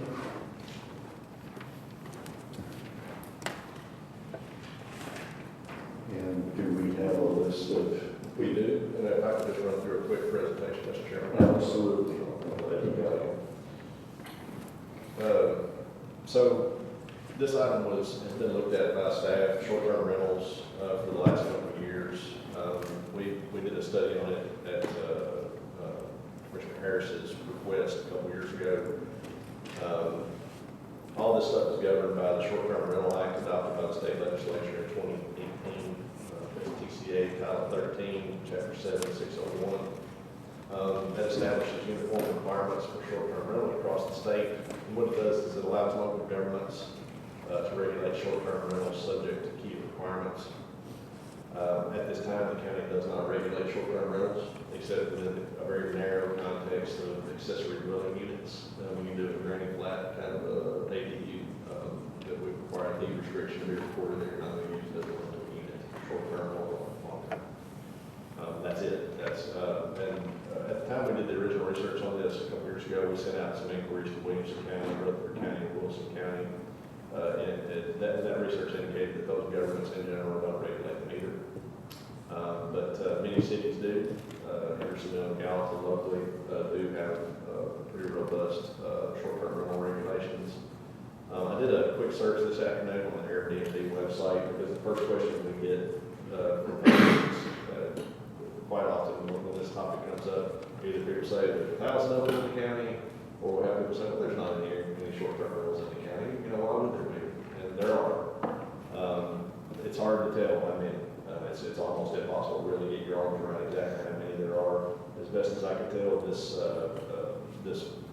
morning when I was looking at it, somewhere between probably a dozen and 20 listed. I did a search for next week, so maybe they booked already. They may not be available, but about 20 of them popped up. 12 to 20. It's kind of hard to tell with the city. Countywide. countywide in the unincorporated area. And that's pretty consistent. Last time we looked at this, I looked, it was a pretty similar number. It's 1 to 2 dozen probably at any given time are available. How many there are in total is really hard to pin down. And so what the Short-Term Rental Act requires, and so we go back to our training, our Dillon's rule, what the state tells you what you can and can't do when it comes to almost everything, and short-term rentals are no exception. What that Short-Term Rental Act requires is that the local government body, the county commission, in this instance, may establish a permitting or application process for new and existing short-term rental units. However, the law requires that any regulations adopted by the local government do not apply to any property that's legally being used as a short-term rental when they get adopted. So you're grandfathered in, basically, if you're in compliance. Determine who's in compliance and not compliance, who's made whatever tax payments or whatever has to be done with the state, that's a whole other layer. But in general, if you're out there operating a short-term rental unit, you're doing it legally on the day that the regulations come into effect, they have no impact on you, basically. And what the state law says, it says the requirement in effect at the time the short-term rental unit began being used as a short-term rental unit is the law that governs until the property is sold, transferred, ceases being used as a short-term rental for 30 continuous months, or has been in violation of generally applicable local law 3 or more separate times. And so you have to have found guilty of a noise ordinance violation 3 times, right? Generally applicable local law. Again, sold, it's the only thing I know of that the statute requires that you lose your grandfather status when you sell it. Like we talked about a lot of other things. If I've got a convenience store in the county, and it's been there since 1950, but it's in a residential area or whatever, it's grandfathered in, I can sell it. It transfers to the next owner just fine. Short-term rentals are different. When the grandfather folks sell them, they lose their grandfather status and they come into all the current. So it's not a 30-month thing, it's the day they sell it, they lose their grandfather status. If they stop using it for 30 months, they lose their grandfather status. That same thing applies there. Again, keeping up with that is another aspect of all of this. Short-term rental act requirements. So to go back to that phrase, you have to been in violation of a generally applicable local law 3 or more times. So what the statute says, what does that mean, generally applicable local law? The statute defines that. It's an ordinance, resolution, regulation, rule, or other requirement of any type other than zoning that is enforced by a local government body. And so what that means is you have to have something on the books for them to be guilty of that's outside your zoning ordinance, right? So you can't find them guilty of any zoning violations. That doesn't count. Typically, that's going to be your noise ordinance. That's going to be the thing that's going to trigger an enforcement action or cause them to lose a license. Sumner County does not have the zoning. Sumner County does not have the noise ordinance. So there's that there as well. We don't have one adopted. Do we have any of those resolutions that you just read out the list of 6 things? Not Ordinances, resolutions. maybe the property maintenance code, which we'll talk about it on another item a little bit later this evening. There's some property maintenance requirements that could potentially be a violation if they're not maintaining the house or something like that. If they have junk cars, those kinds of things pop up. Typically, it's going to be your noise ordinance. That's going to be the most common thing that triggers enforcement action. Mr. Chairman, you remember we talked about this a couple of years ago. There's pros and cons to taking up short-term rental regulation. The pros would be we would be aware of who's doing this. I think it's a significant business in the county. There's a significant amount of these out there. If we don't really know where they are, obviously I can't even tell you how many because we don't keep up with it. There's fees that could be charged for the permit. City of Alton does that. I know they have a process there. Are bed taxes legal? I think they have to pay some kind of a hotel tax. A little bit unfamiliar with some of the mechanics on how it works, just because we've never been too deep into it. But there would be there's some places that might require an annual inspection for fire safety and those kinds of things. That you can charge a fee for some of those services. them safer. These things are out there in the county. Codes and safety inspections can be performed prior to the issuance of permits for new short-term rentals. Again, now that's the pros, and there are probably other pros as well. Some cons. Scope of issue is not known at this time. We don't know if there's 500 of them, or 50, or 20, or 10 out the county. It's not entirely clear how many there are. The county's planning staff levels are what I would say is sub-minimal at this time. We're not staffed like the city of Gallatin is. The city of Gallatin's probably got a dozen people in their planning department. They've got a lot going on. My planning department is me and Sydney and Kathy. That's it. And then we have engineering and stormwater that I don't want to spend time on short-term rentals. That's not my job. And so, because they have other things to do. So that's an issue, the staffing wise, and there have to be something that have to give there. You have to stop doing something or get additional staff. Another con, existing short-term rentals are grandfathered in. And so, as I said, you can't apply the new standards to the existing folks. But you have to monitor them. So you monitor existing rentals to see who might lose that grandfather status, lose their sale or abandon them. And enforcement for problem rentals could be a challenge because there's really not much in the way of general law that we would enforce or that we could issue citations on. And so we don't have code of ordinances at the county like a city does, where they have regulations on pets and really ordinances. And then, when you talk to folks that do regulate this, the folks in the city of Hendersonville and some others, enforcement is a bear on these things, because if you're only being charged $50 a day, and that's a fine, it's difficult to gain compliance sometimes. Something that probably some folks experience. And so, Mr. Chairman, we'll put this on the agenda at Commissioner Harris's request. And the purpose of that is to hear from the community that wants to talk about it this evening and get planning commission feedback for us as well to hear the direction everybody wants to go. We don't, it doesn't matter to us. We're happy to go in any direction that the planning commission and county commission wants to. I have one question before we ask people to come up. How do you go about finding out who has a short-term rental? I think the first thing you probably have to do is you have to sit down and look at and do research and figure out who's operating one now. That might involve internet research and that kind of thing, figuring out the addresses. Airbnb makes it a little bit challenging to figure out the address sometimes when you're looking at one of the postings. It can be done, but we can figure out where it is and who it is and send them a letter. A lot of it will be put together correspondence to the folks that own these properties and tell them that they need to get a permit or they need to get in contact with us to at least get on the database or something like that. I imagine it would be something like that for an initial contact. So that is an ongoing thing because short-term rentals can pop up anytime. And if they don't contact the county, we got to find out. It'd be a lot of complaint driven. I would have to say probably a lot of complaints as we follow up on neighbor calls and that kind of thing to see what's going on and then get them in the pipeline that way to get a permit. Okay. Any questions before? John, go ahead. The thought, and I realize this is a tough nut to crack, but the thought to adopt something,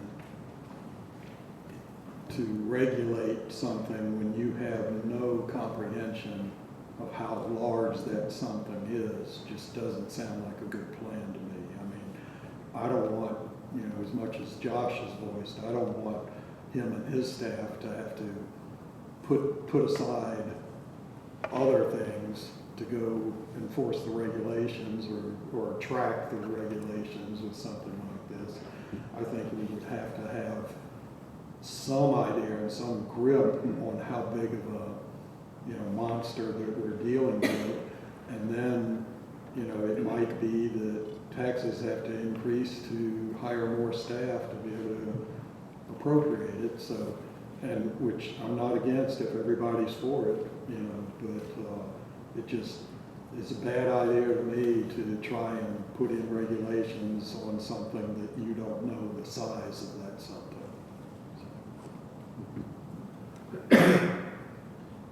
Mr. Chairman? Yes, sir. I would actually consider some of these as, you know, that's part of being proactive, in my opinion, is sometimes we don't have a full scope, we can gain an understanding, but I think we'll be deeper into it. But respectfully, I hear where you're coming from, but at the same time, we don't want to get kind of caught way behind on these items as well, or, you know, some of these things, 12 years later, we're stuck because we didn't act when we had the opportunity, so I'm just ask for consideration, please. Yeah. Mr. Straw. Mr. Chairman,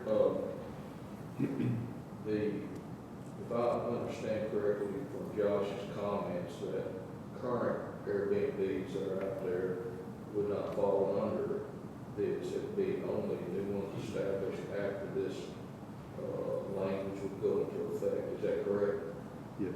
Yes, sir, that's right. So the number, and I respect the comments from both committee members. I think that being proactive, that's something that we're finding out on a monthly basis. That was a failure in the past. Thank you. I'm just saying, hopefully we have public comment. I'm sorry? Hopefully we have public comment. Yeah, we're going to now. Very good. Mr. Chairman, the first person we had signed up to speak is Don Schmidt.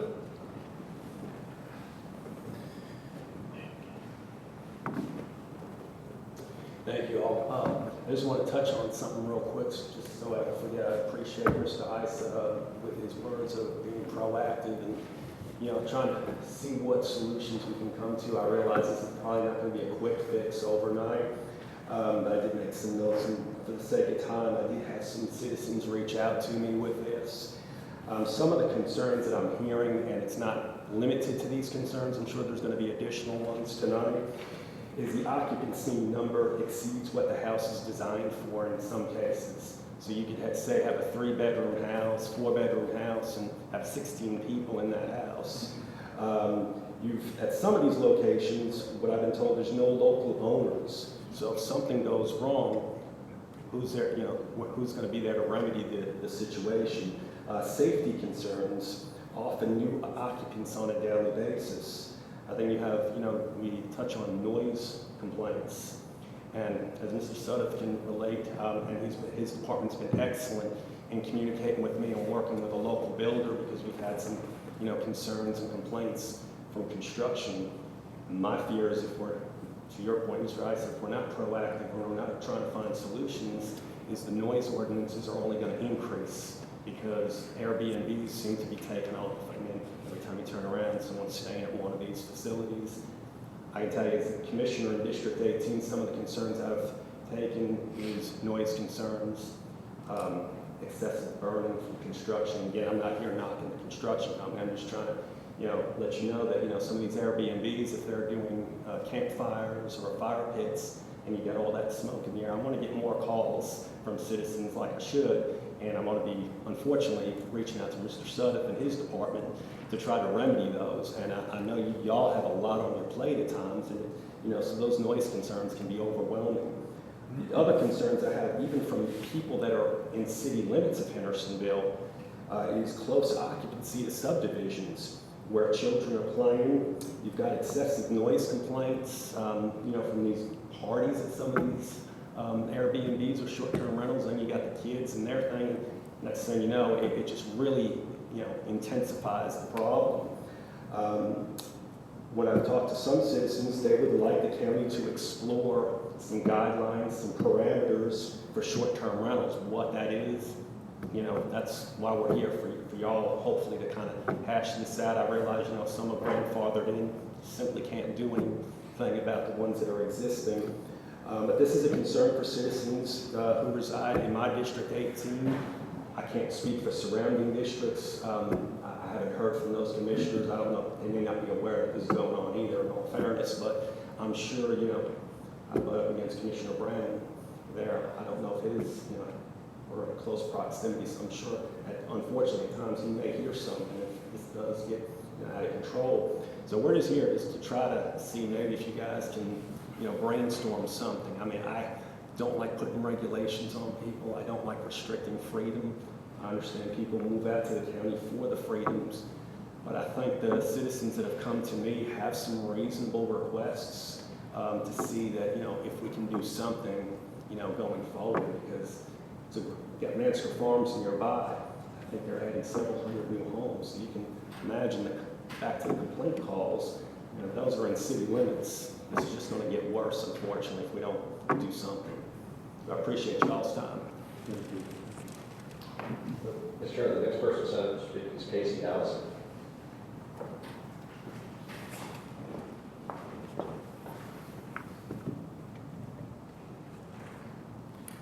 Could you give your name and address, please?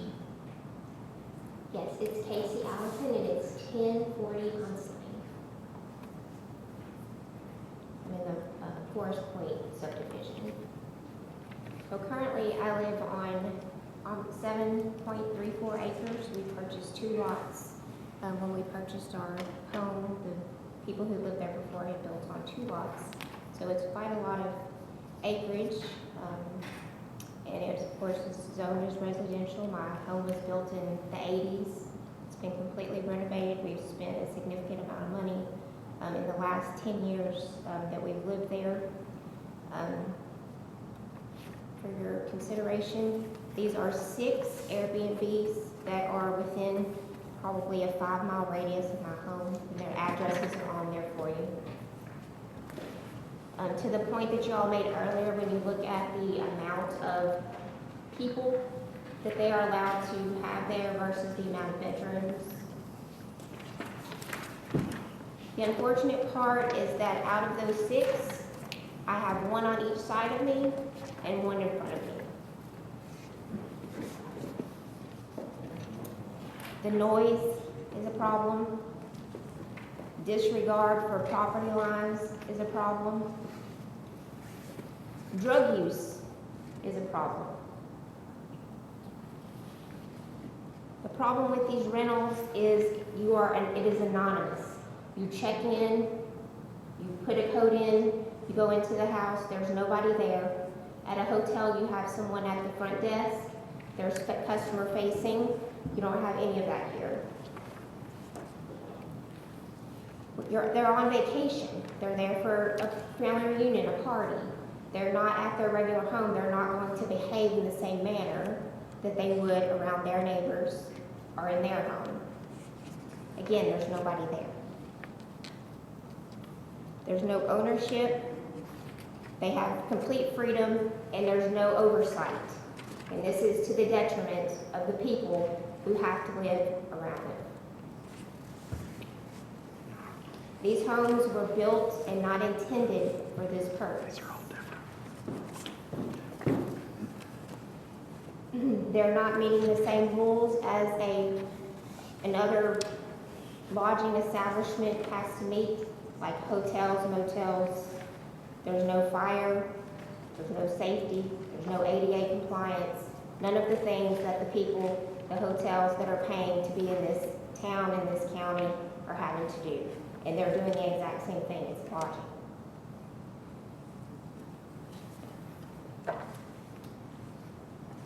It is very low cost per person. If you look at the cost that's on the listings that I just provided you and divide that by the amount, you're going to get a rate per person anywhere from $15.37 per person up to $30.93 per person. You cannot even rent a Motel 6 room for that. That's pretty nice. The worries that I have with this are great. I mentioned our house. We've lived there for 10 years. The owners did a wonderful job of developing 1 acre on the top. The rest of it is completely wooded. All of these houses have fire pits, barbecue grills. Are they aware that we have a burn ban? Are they aware that you can't shoot fireworks? Are they aware of all of these things that we, as people who live here every day and take pride in our homes are aware of. Again, there is nobody there. There is no representative there. It is completely anonymous. Criminal activities, those are things that we worry about. You get a new set of neighbors every couple of days. The rental companies are caring about one thing only, and that is their rating. So are they going to tell people don't do this for fear that they're going to get a bad rating? Don't do this, don't do that, we had a complaint, what are they going to do? So meanwhile, the people who live around it are meant to police it. What are we supposed to do? Call the sheriff's department every time? That seems to be our only remedy. So that brings up another problem that I have with this, is the burden on first responders. You also have first responders who go to a house party at one of these parties, houses not aware that that's what it is. People, I guarantee you, if you went to these people's neighbors, not me, they have no idea that this is beside them. Parking is also a problem. All of these homes, they take their garages and turn them into additional living space, pool tables and things like that. So the only parking is outside of the home itself. There's no parking in the garages. We have rules on the books for home-based businesses, bed and breakfast homestay, retreats, transient housing. None of those are going to apply to this. They are non-conforming to the original developments that were set up. And if you look at the definition of residence in our resolutions, it clearly says, however, residents do not include transient accommodations as transient hotels, motels, or similar establishments. This is a transient situation. These people do not live there. They do not have ownership there. They are there for a night. They are there for a weekend. I ask you to please remedy this so that we're not going down the road 10 years from now and live in a community of Airbnb rentals. And for the record, all the houses that I've given you, I live on Hunts Lane, so that's when you turn off of Center Point Road onto Hunts Lane like you're going towards Target. We used to be in the city annex, so those are just the ones that are closest to me. There's a lot more than 20. So that's the research that I was able to find.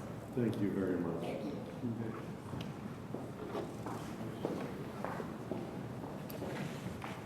Mr. Chairman, the next person signed up to speak, and I apologize, I can't read the first name, but Mr. or Mrs. Wood? I'm sorry. My writing's a little slow. I apologize. My name is Pat Wood. I'm at 1042 Lake Court. I lived there for about 16 years with my wife, Terry. We moved from Davidson County because we kind of wanted to slow pace, and we have a small house, but we are on the lake, and we bought the house specifically because of the location. I promise you, we all have great homes. We take great pride, and we love our location. We're on a street with 6 houses on the side. I'm on the lake. Across from me is the 13th hole of a Foxland golf course, and my street dead ends. Past me, there are 3 houses. One of them is a family that it's their lake house. They own it, and they come there with their family. The end of the street have a neighbor that lives there, and in between is this house that about 2 years or so ago was sold to an investor from San Diego, and it's an Airbnb. He put money into the house, and the house looks nice. I've only been in it once since our friends that sold it. But again, I guess, I'm old enough to know things change, and and I appreciate y'all, because a lot of y'all are probably here because of things that have happened in your life, and cause you to get involved, get motivated. Some of you may not care. But we moved because we wanted a nice, quiet location. I've got 11 grandchildren. Had a dog, just had to put it down, but she'd ramble around. And my kids, they get out and play. There's no traffic. They play even in the front yard, even though they've got a bunch of stuff in the back. My dog would walk down the street. And when this Airbnb came up, at first I thought, well, they can't do that. Well, then they did. But the problem is simply, I think you said it very well, these people don't care. And I will say the majority of them are probably pretty nice people. Majority of the times we don't have problems. On several occasions, I've had to contact the owner, even though he's told me to call his property management company. But I'm like, no, you're the owner. Again, he's in San Diego. I would dare say he's probably stepped on that property twice. He bought it cash over a video inspection by a realtor. Simply put in an Airbnb. And my understanding is there were 2 requirements. On the lake, close to a golf course. He was on the lake, across the street from the golf course. I also understand, and maybe Dexter, you may know for sure, but I think he's got another one close by that I don't know if he's operating or not. Again, most of the time the people that are there are probably okay. I think this goes for $600 a night, thereabouts. It's not cheap. And when they have a couple of couples there, a couple of children, it's not a problem. But the problem becomes when we've got 14, 16 young bucks there partying for the weekend. And they get loud. I've literally had to go over there and confront these 30-some guys individually after they've been drinking. When they fly down the highway, again, dead-end street, it's going to, I mean, they'd have to stop after 2 houses. I know this speed limit's 25. It's posted. Fly by me, jump out carrying 2 cases of beer, you know. And I've had to go there and say, look, my dog's in the yard, got kids out, can y'all just slow down? Or then they get loud and, they start having a party. Again, they're on the lake. There's other instances, since I haven't seen people skinny dip, I won't tell you they were out there skinny dipping. Since I didn't see somebody shooting a gun down at the lake, I can't tell you they did. I've heard it, but maybe somebody that saw it can tell you. Are you allowed to shoot a gun? I assume you're the attorney for that? No, sir. Oh, well, I mean, are you allowed to shoot a gun? That's right. Okay, are you allowed to shoot a gun down at the lake in the county? The unincorporated areas, I don't think we have any regulations on that. So can you, I didn't understand that, can you or can you not shoot the gun? The unincorporated parts of the county, I don't think we have any regulations on prohibiting that. Okay, all right. So, I heard you say earlier, and I heard someone express the opinion, well, cow's out of the barn, we can't do anything about it. I can't say I appreciate that attitude, but that seems, yeah, there are things. And someone else has expressed it, why don't you do something about what's happening? I know you said you did a random check, and there's maybe, 20 of these? Probably more, but they're becoming more and more. Look, face it, there's people out there with a lot of money. And houses go on sale. This would be a great house for a family. But it's a rental unit, And so people are buying up. Again, this is not somebody locally. It's not like you and your brother went out and said, hey, we're going to invest in this. This is someone that's just living in California making money off of it. They don't care what happens here. They don't care about the community. They don't care about our neighborhood. They don't care about my dog or my grandkids. And I'm just hoping that you guys, when maybe you hear some other people, it is an issue. Is it a big issue? No. Do you want to divert people? I understand you guys probably got 1,000 things to do. But it is an issue. It's an issue to me. And it's an issue to some other people. So I'm going to give up my time and let some other folks that know more about specifics. Thank you. Mr. Chairman, the next person signed up to speak is Amy Harris.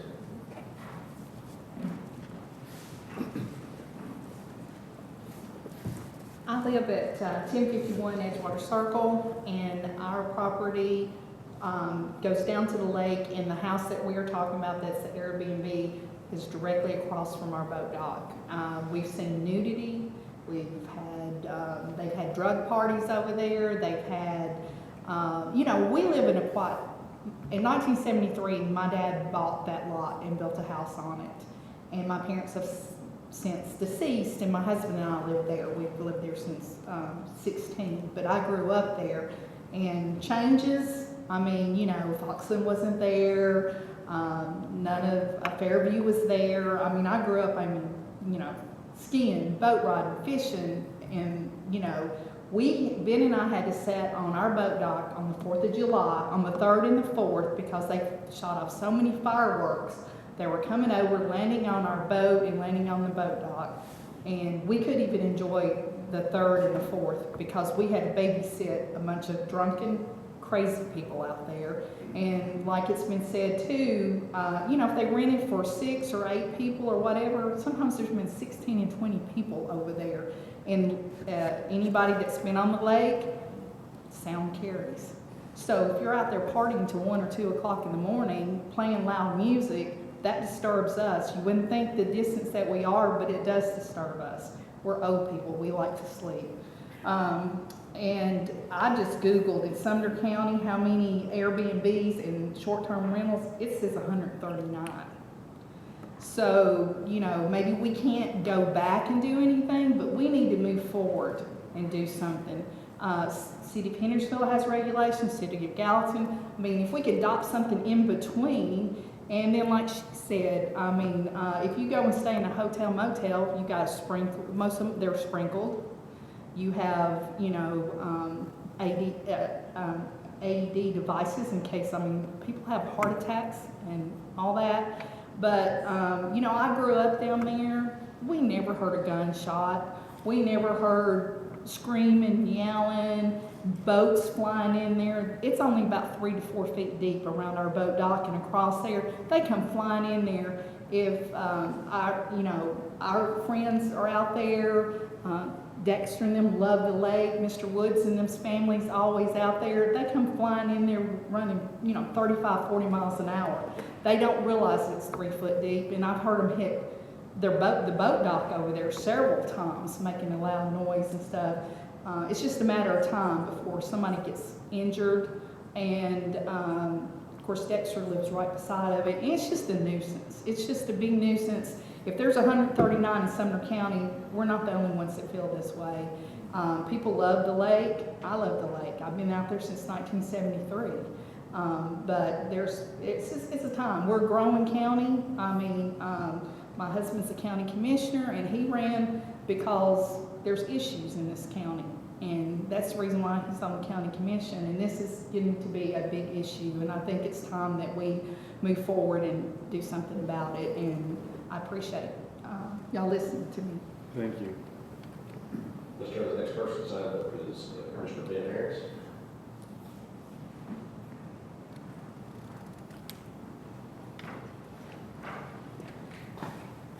Mr. Chairman, I'd like to thank you for placing this on the agenda. It's been needed a long time. Josh, you stated a while ago that Wilson County did not have anything. As of a couple years ago. Mr. Woods made reference to the gentleman who owns the property. He lives in California. Most of these folks that own all these Airbnbs here in Sumner County don't even live in Sumner County. They live in California, Florida, and they come in and buy this property up, and I guess basically they come in here and get it, and they've got a property management group that manages it for them, and anything goes because they're not regulated. I'm not against Airbnbs. I don't want to get up here and make y'all think I am. I think a person ought to be able to do whatever they want to with their property. I'm not saying that. But when what they are doing affects the neighbors, then there we have a problem. As my wife said, there's been 20 or more people at this location at one time. I personally witnessed them. Nudity, grown men, drunk, grown women, drunk, running around out in the backyard naked. And you're going to ask, why? Well, why didn't you call the police department? Well, I'll tell you why. Because they got probably better things to do to run out here and get on somebody for doing something like that. If we had called the police every time something happened over there, they'd be over there at least 3-4 times a week this past summer. That's the reason why we don't call the police. And I'm sure y'all are thinking why we don't, but that's the reason. I respect our police department more than that. Now, if there was something serious going on, I'd say, yeah, we need to call. I mean, it is serious, but I would appreciate, y'all have already heard how we feel. Look at this. Look and see if you can do something to help us. There again, we don't want you to not do it. We don't want to do away with Airbnbs. We just want it regulated. And my question is, Mr. Chairman, by this being an Airbnb, it's a business, correct? Why are we not charging commercial rates on their property tax? And why are we not collecting a motel-hotel tax? The assessment stuff, I mean, that's obviously the tax assessor, you know, they'd have to, I don't know all the details of what goes So on. if we had had a procedure in place that they had listed this as a Airbnb, they would be charged on a different rate than just the regular, what is it, 40 for commercial. 40, yeah, as commercial rate. We're losing on that a lot of top tax money. I mean, my wife just looked it up, and there's 100 and something plus. That's a whole lot of hotel motel tax we could be collecting. Keep our property tax low, Mr. Klein. But anyway, I appreciate y'all. Look, you don't know how much I appreciate you allowing us to come and just talk about it. Everything has been said already. Mr. Woods he explained it well. This lady, she explained it well. But I'm gonna leave this with you, Josh. That's City of Gallatin's ordinances, Hendersonville, and I think Wilson counties. And so, Mr. Chairman, just to clarify, when this came up a couple of years ago, we did draft, there's a draft resolution and draft amendments within the zoning resolution. And so the language has been drafted for a couple of years to make all the changes. We use Gallatin's as an example of how to do it, basically. And so the language is ready to go. If there's an interest in proceeding with this, obviously we can take it through the process. Thank you. Appreciate it.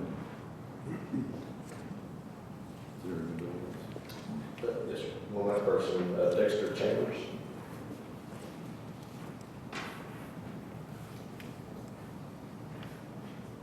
Hello, Dexter Chambers, and 1056 Lake Court. 1056. Yes, 1056 Lake Court. Okay. We live next door to 1052 Lake Court, which is a 3-bedroom, 2-bath Airbnb. Constantly has 14 people. You know, when you just don't know who's there from day to day. When I'm in my backyard, probably from here to here, you're playing with your kid. There's 14 people. For us, it's a safety issue. You know, not knowing who's there. Believe I go home tonight, I turn my garage, I shine my lights, it could be 14 people living there. We don't know if they're sex offenders, they're just no regulation. So we just ask you to look at it. You don't know what it's like until you live beside it. You know, that's the biggest thing. You know, we can all talk, but until you live there and you don't want your kid to go outside, I'm just look and see what Wilson County has done some stuff that's good, the best I've done. Let me ask you a question. 1052 is the Airbnb that's next door to you? Yes. Is that like a 3-bedroom house? 3-bedroom, 2-bedroom, yes, sir. And you say there's 14 people? It's listed for 14 people. Each bedroom has at least 1 or 2 beds, and then they took the basement and put 2 queen bunk beds in the basement area. But it's a 3-bedroom, 2-bedroom. And that house has a dock? Yes. So they can rent a boat? Yes, and that's a whole different story, you know. Yeah, it's a lot of rental boats come in, people don't know how to drive a boat. Yeah, I'm surprised no one's been hurt from that part of it. Okay. All right, thank you. I wanted to get an idea of the Airbnb and where we're using it, so. Okay. Thank you. Mr. Suddeth, is there anything that comes to mind? You deal with the calls on a weekly basis here at the county.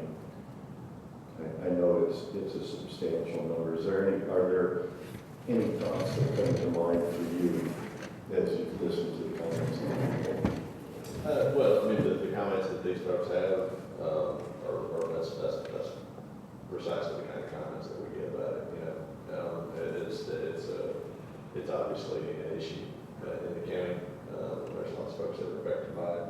The state legislature kind of opened the floodgates on this a few years ago by really clamping down on local government's abilities to regulate this stuff very closely.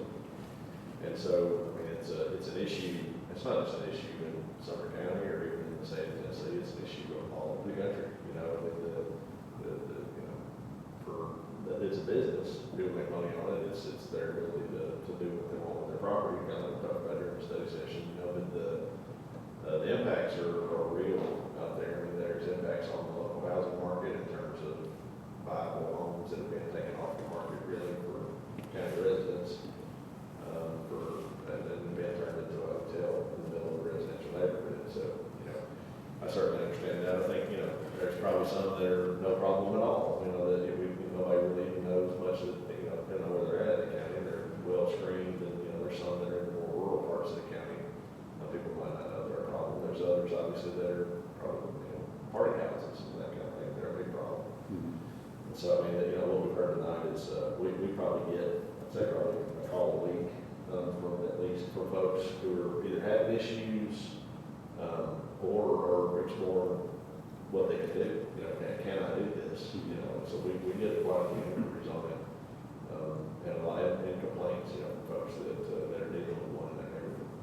May I ask a question, or not permitted? Yeah, go ahead. Okay, it's simply this, because I know the comment was made earlier about calling the police. You know, in our case, I guess it would be the sheriffs. It's like, what are you going to do? If you call, by the time they get out there, they're probably not going to be doing anything. And if they do come out there and there's a confrontation, then they're going to know that I did it because I was just, you know, getting on to them about it. So then I got to worry about them coming over later and, you know, you doing something to my property. So, I mean, is it a suggestion that every time it happens going forward, we start calling the sheriff and saying, there's a problem? I don't know that we are that far along. This is news to me. I live in an area that's more like Mrs. Allison's, and we don't have any Airbnbs near us, but I'm on 5 acres and it's rural, and we've got good neighbors, so this is all kind of new to me, so I don't know that we have a suggestion, but that is one option that you have, is to call the sheriffs every time. I mean, and especially if there are drugs and nudity and, you know, way after hours, and The problem is anybody that's doing that, you really want them managed. well, You know, it's not the good people. you have bad neighbors, these are just transient neighbors. That's our problem, they're not neighbors. Yeah, I know. I don't know, but that's why I'm soliciting thoughts by the planning commission, because obviously we have to do something with it. Go ahead. Mr. Chairman, I just wanted to share a little bit of background on myself.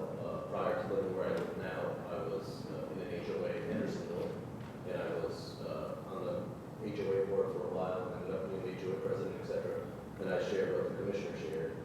My experience was constantly getting called, and most of the time, when the phone was ringing, it resulted somehow in HPD having to be dispatched to the neighborhood because of people who were using their houses as they show in our rentals. So I just wanted to share that as my personal experience as well in dealing with these type of properties and the lack of concern that goes into, you know, it's brought into the situation by the folks who are renting. You know, it's not their home, it's not their party, have a great time, have a great weekend. We would especially see it around big events, CMA awards, things like that bring all kinds of people from different states and everywhere to the area and have a party and have a good time. So that was just my personal experience. I wanted to kind of share it. Mr. Strong. Well, thank you, Mr. Chairman. I'm listening to this, and this is obviously a complex issue, a serious issue. I'd like to recommend that we coordinate and or at least talk with and get input from our county sheriff, because this appears to be an issue that's going to take multiple people to work with to come up with a right, effective answer. I don't know what the answer is right off the top of my head, but I know it's a serious issue. And I think having input by looking at our resources that we have, we could come up with something that would complement what law enforcement can also execute.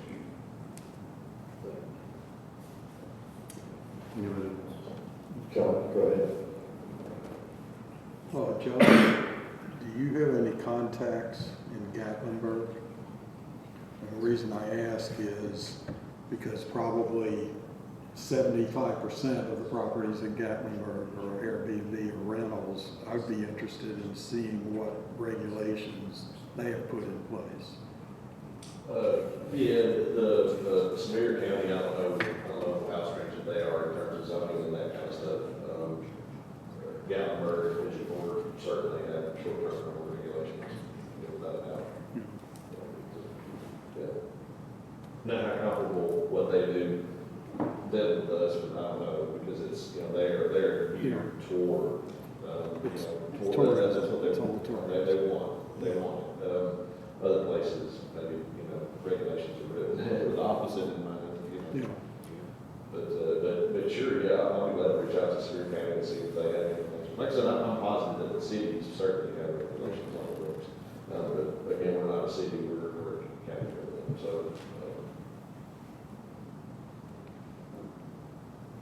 I can talk to the sheriff and spend a little time with him going through that as well. Commissioner Holmes? Just a quick question to Mr. Issa.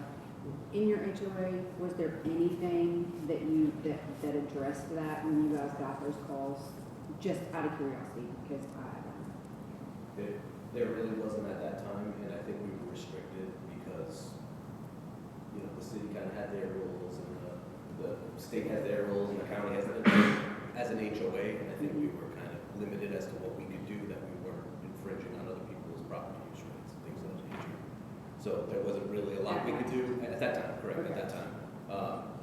We would have to, again, refer them to HPD, and then they would be dispatched, and a lot of times there would be relevant crimes taking place at that warranted somebody maybe being taken away or the situation being rectified by the law. But our hands were kind of tied. I'm not sure if anybody else is familiar with the HOA kind of environment currently. I don't know if that's changed or improved, but I know at that time our hands were kind of tied to put things in place. thank you. Just curious. Anybody else? Well, a couple of observations.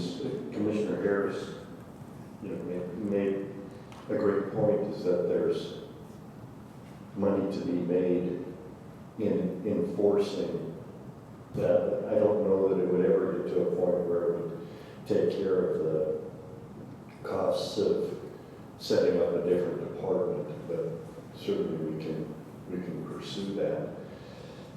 There are options, and I'm sure none of them are, appetizing to any of the people who have spoken. Lincoln has to be annexed into the city. They have very strong restrictions. You can form your own homeowners association, but that's difficult and troublesome. But at some point, we would have to decide here at the county, and I'm thinking it would cost an additional $500,000 a year if it costs us a penny to implement a staff to keep on top of this, and because you have to keep monitoring, because an Airbnb can pop up or disappear any time, and so I don't know if this is a planning and engineering issue, or if this is, under martial rights for enforcement, or if, I just don't know. It is a big complicated issue that I suppose needs to be looked at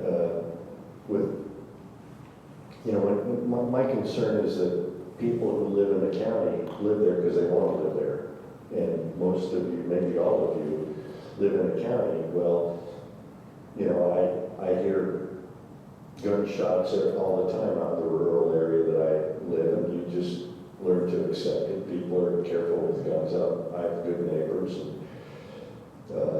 noise Every January 1st, my next door neighbor buys a big truckload of fireworks and he fires them off at midnight, and we all love it. So some people might not, but you know, when you start restricting the way life is in the county, then it becomes more like a municipality.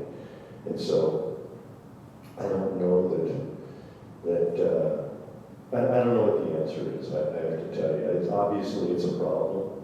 If you're getting 3 calls a week or something along that line, Josh, it's obviously a problem. I'm assuming they're not the same calls, the same people all the time. No, there are some folks who call relatively frequently, but no, it's like I said, it's something that we hear from folks along pretty regularly. Now, I do know that Airbnb, as a master leasing agent, if that's what you call them, they do have requirements. The question is, does Airbnb have noise and size rules?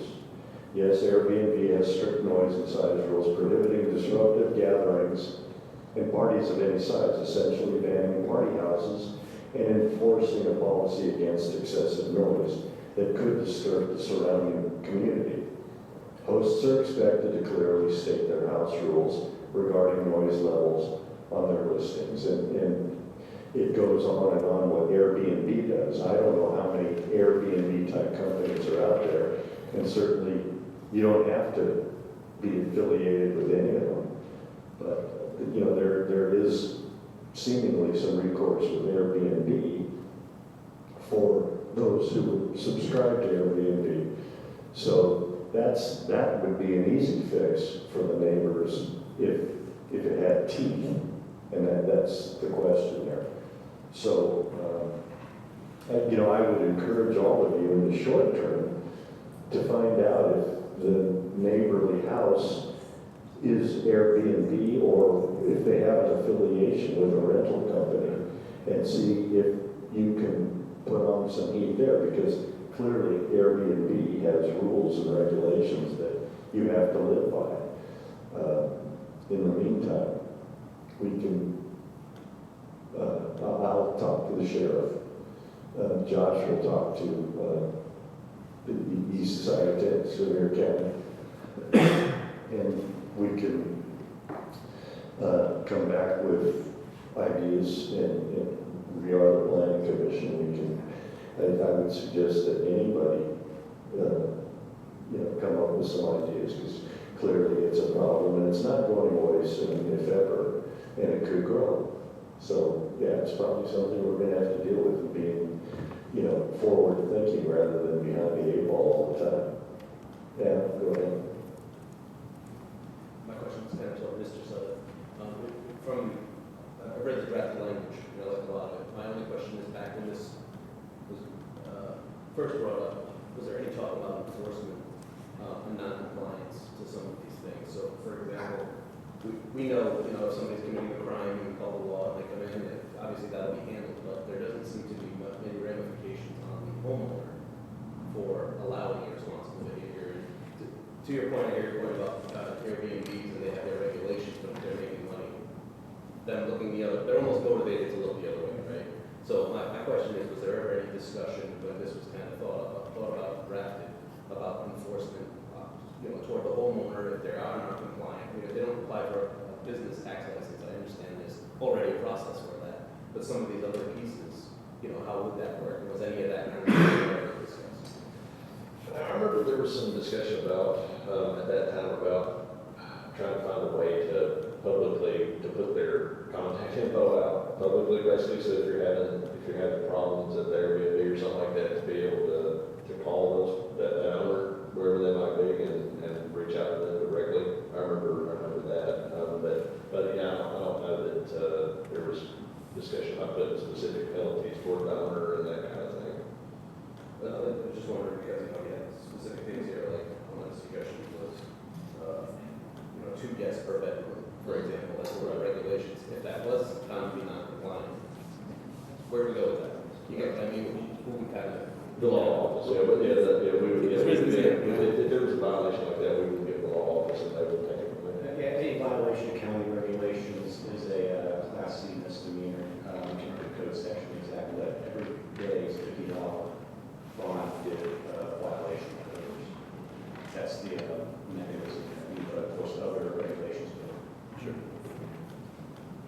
So if, in that example, you found out there was 4 people in every bedroom, how does that work? Kind of with the dance, right? Because the owner might say, well, we told them not to do that, and then the people who are there are the ones violating.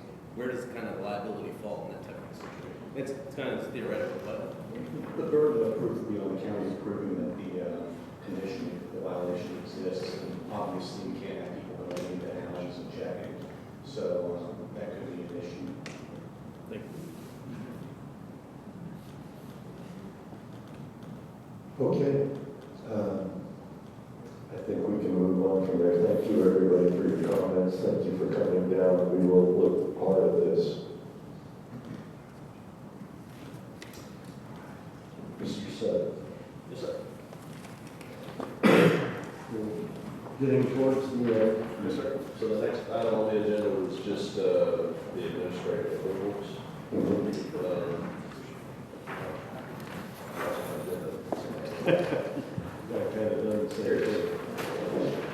And so normally I put them up on the screen, can't do that today, but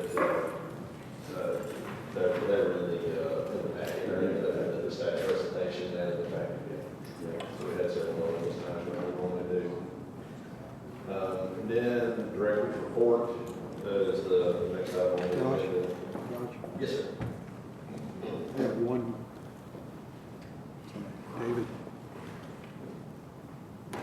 David, I'm sorry. Turn your mic off.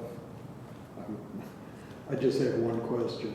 On the administrative approvals, I noticed that the Rumley, the first item, appears to have a setback incursion, and I was just curious as to whether or not there was something, an easement granted or something. And maybe the drawing that you sent isn't super accurate. That's a good point.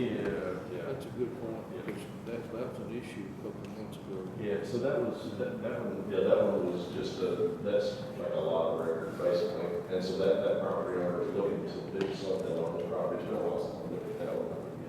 But there was some kind of an issue with it. That's not like a new house or a new lot or anything, but it had a drainage easement or utility easement on one side of the lot. And so what the plat amendment was for was just to remove that easement and take it off, basically, so that the property owner could do whatever it was that they wanted to do. So the building is a little bit over that lot line, but that was permitted.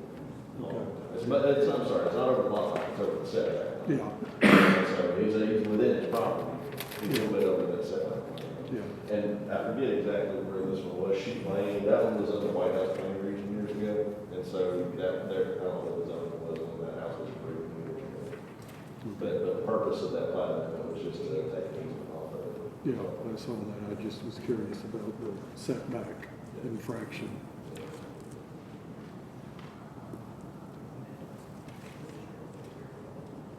Anything else on the minor approvals? No. So the director's report, as you guys know, we put out the comprehensive plan survey last week. And so we're getting a good response on that. As of this morning, we've gotten 300 and something responses back so far. So we're pretty happy about that. That's pretty good feedback. How much was we did? I've been my boss to get it on the website. We're going to get it on the website, and Sheriff Craddock has indicated once we get it on the county website, that he's going to repost it on the sheriff's page as well. So yeah, and various people have been posting it on their Facebook pages and that kind of thing too. Had a really busy weekend, so I haven't gotten to it yet, but I will, I promise. And we should share it with everybody we can, right? Yeah.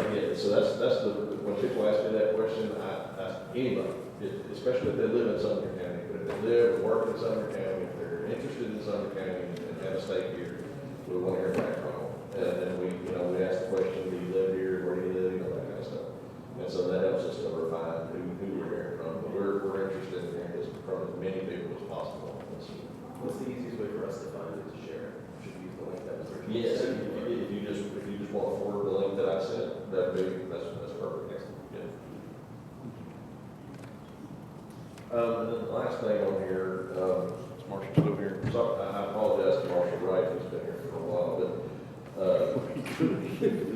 but this this shouldn't take too long.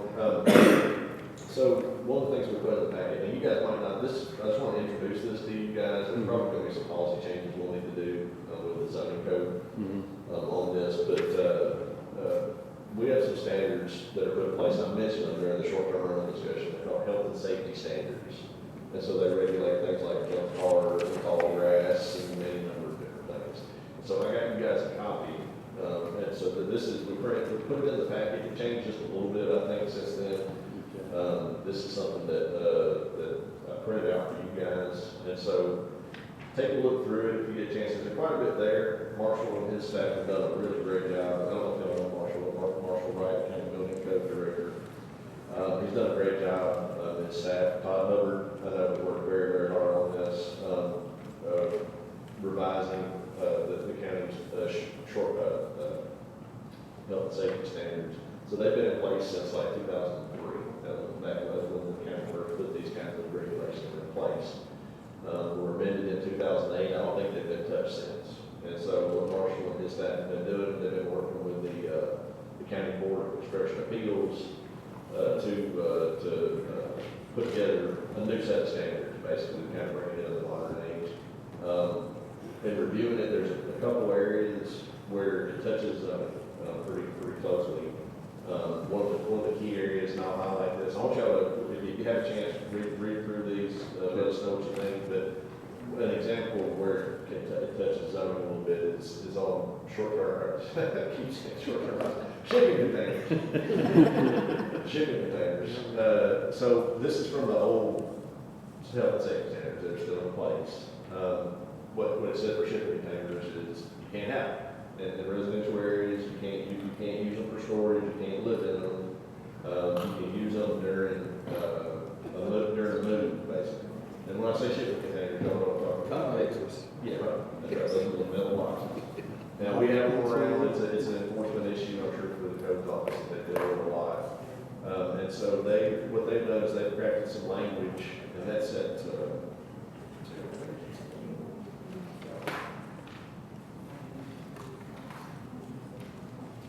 page 16. If you look on page 16, they've crafted some new language that really kind of expands on that. What it would do is it would make it more allowable in residential areas to have these shipping containers, provided you make some improvements to them.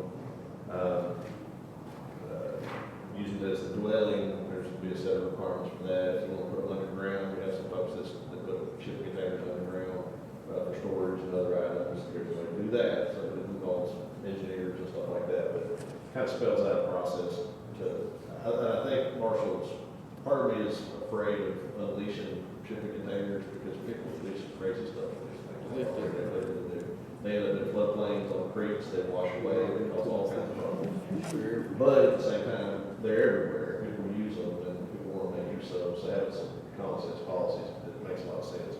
And so they drafted some language here that I'd like to get y'all's feedback on there. And how it touches zoning, what our zoning says is basically what our current health and safety standards say. You can't use them. You can't use our zoning regulations. Basically, they say you can have one portable structure on your property, but it has to be used in conjunction with a move. So if I'm moving, you'll see those boxes that move in. You move your household stuff into it or out of it, that kind of thing. That's really the only allowable situation to use shipping containers. Right. And so there's some, and you got to keep it off the property line. And we have some requirements, but then you have to get it gone within 60 days. And that's it. That's what our zoning says. And so it'll be a pretty substantial change. So that's one instance, or maybe a couple of other little things too, but that's one of the bigger instances where, in order to make these standards line up with our zoning standards, I'll have to put some language in the zoning code, take it to you guys. You guys will make a recommendation and go to the county commission. And ideally, what you want to do is have both changes kind of go through the process together to the legislative and to the full commission, so that they can vote at the same time. The worst case scenario is where you have one get approved and the other one denied, and then Marshall and I have two sets of regulations that tell us totally opposite things, and that's not what you want. So you want to make sure that everything lines up there. So is this, the existing with additions, or? No, it's a total rewrite. Okay, Total total rewrite. rewrite. And I'll be glad to send you guys, I'll send you guys the current standards that we have, and when you see them, you'll see why Marshall is wanting to add some flesh to it. I don't have to turn this on here. You know, I could see this in the municipality, you know, in the cities, but do y'all really know how many comics and trailers you know that in the county? They're everywhere, freaking everywhere. I mean, they're ugly as they're ugly. They're ugly, and it's terrible. But I just don't know how in the world we're talking about a whole new section of comics enforcement. Well, and that's kind of, that's, as I've talked about on some other things, you know, having a rule is one thing, enforcing a rule is another. So for 20 years, we've had a rule, no shipping containers. That's the rule. It's easy to say that, but it's hard to make that happen, and Marshall and his staff deal with it every day. So, you know, maybe there's a middle path to make it so that if you're gonna do it, at least it's relatively nice.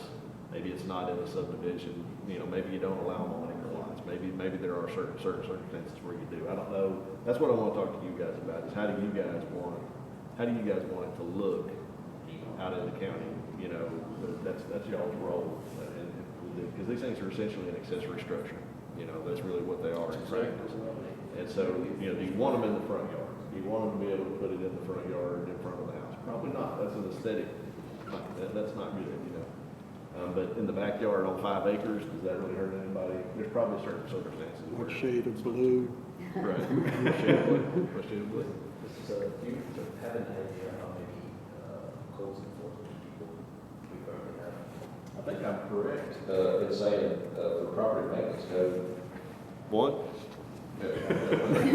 Todd Hubbard is his name, and he does an absolutely fantastic job. I tell him all the time, he is the best code enforcement guy that I've ever met, because he deals with impossible, awful situations every single day, and keeps a smile on his face while he does it, and he helps work people into compliance, because we can't bring the hammer down on everybody in the county. Sometimes there's no blood in the turnip. You can't make them, there's no money to fix it, you know, at least personally problems. But he works with them to get it into compliance. He does a really good job.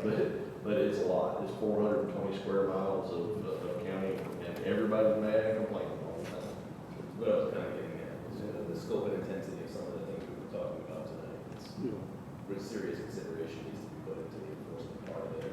I think it's all very relevant and needed in a lot of ways, but the enforcement part is concerning. And just like I said, I mean, there's absolutely no opposition to doing whatever the county commission wants us to do. I think Marshall approved, and all we ask is that you give us the staff to be able to do the will.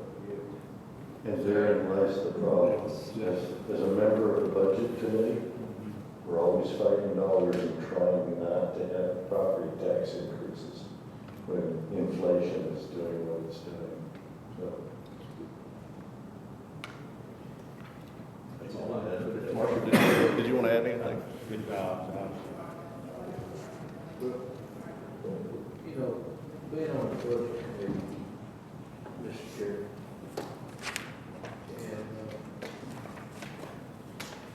if you know, we can take these draft resolutions, and then we need to put a price tag on it.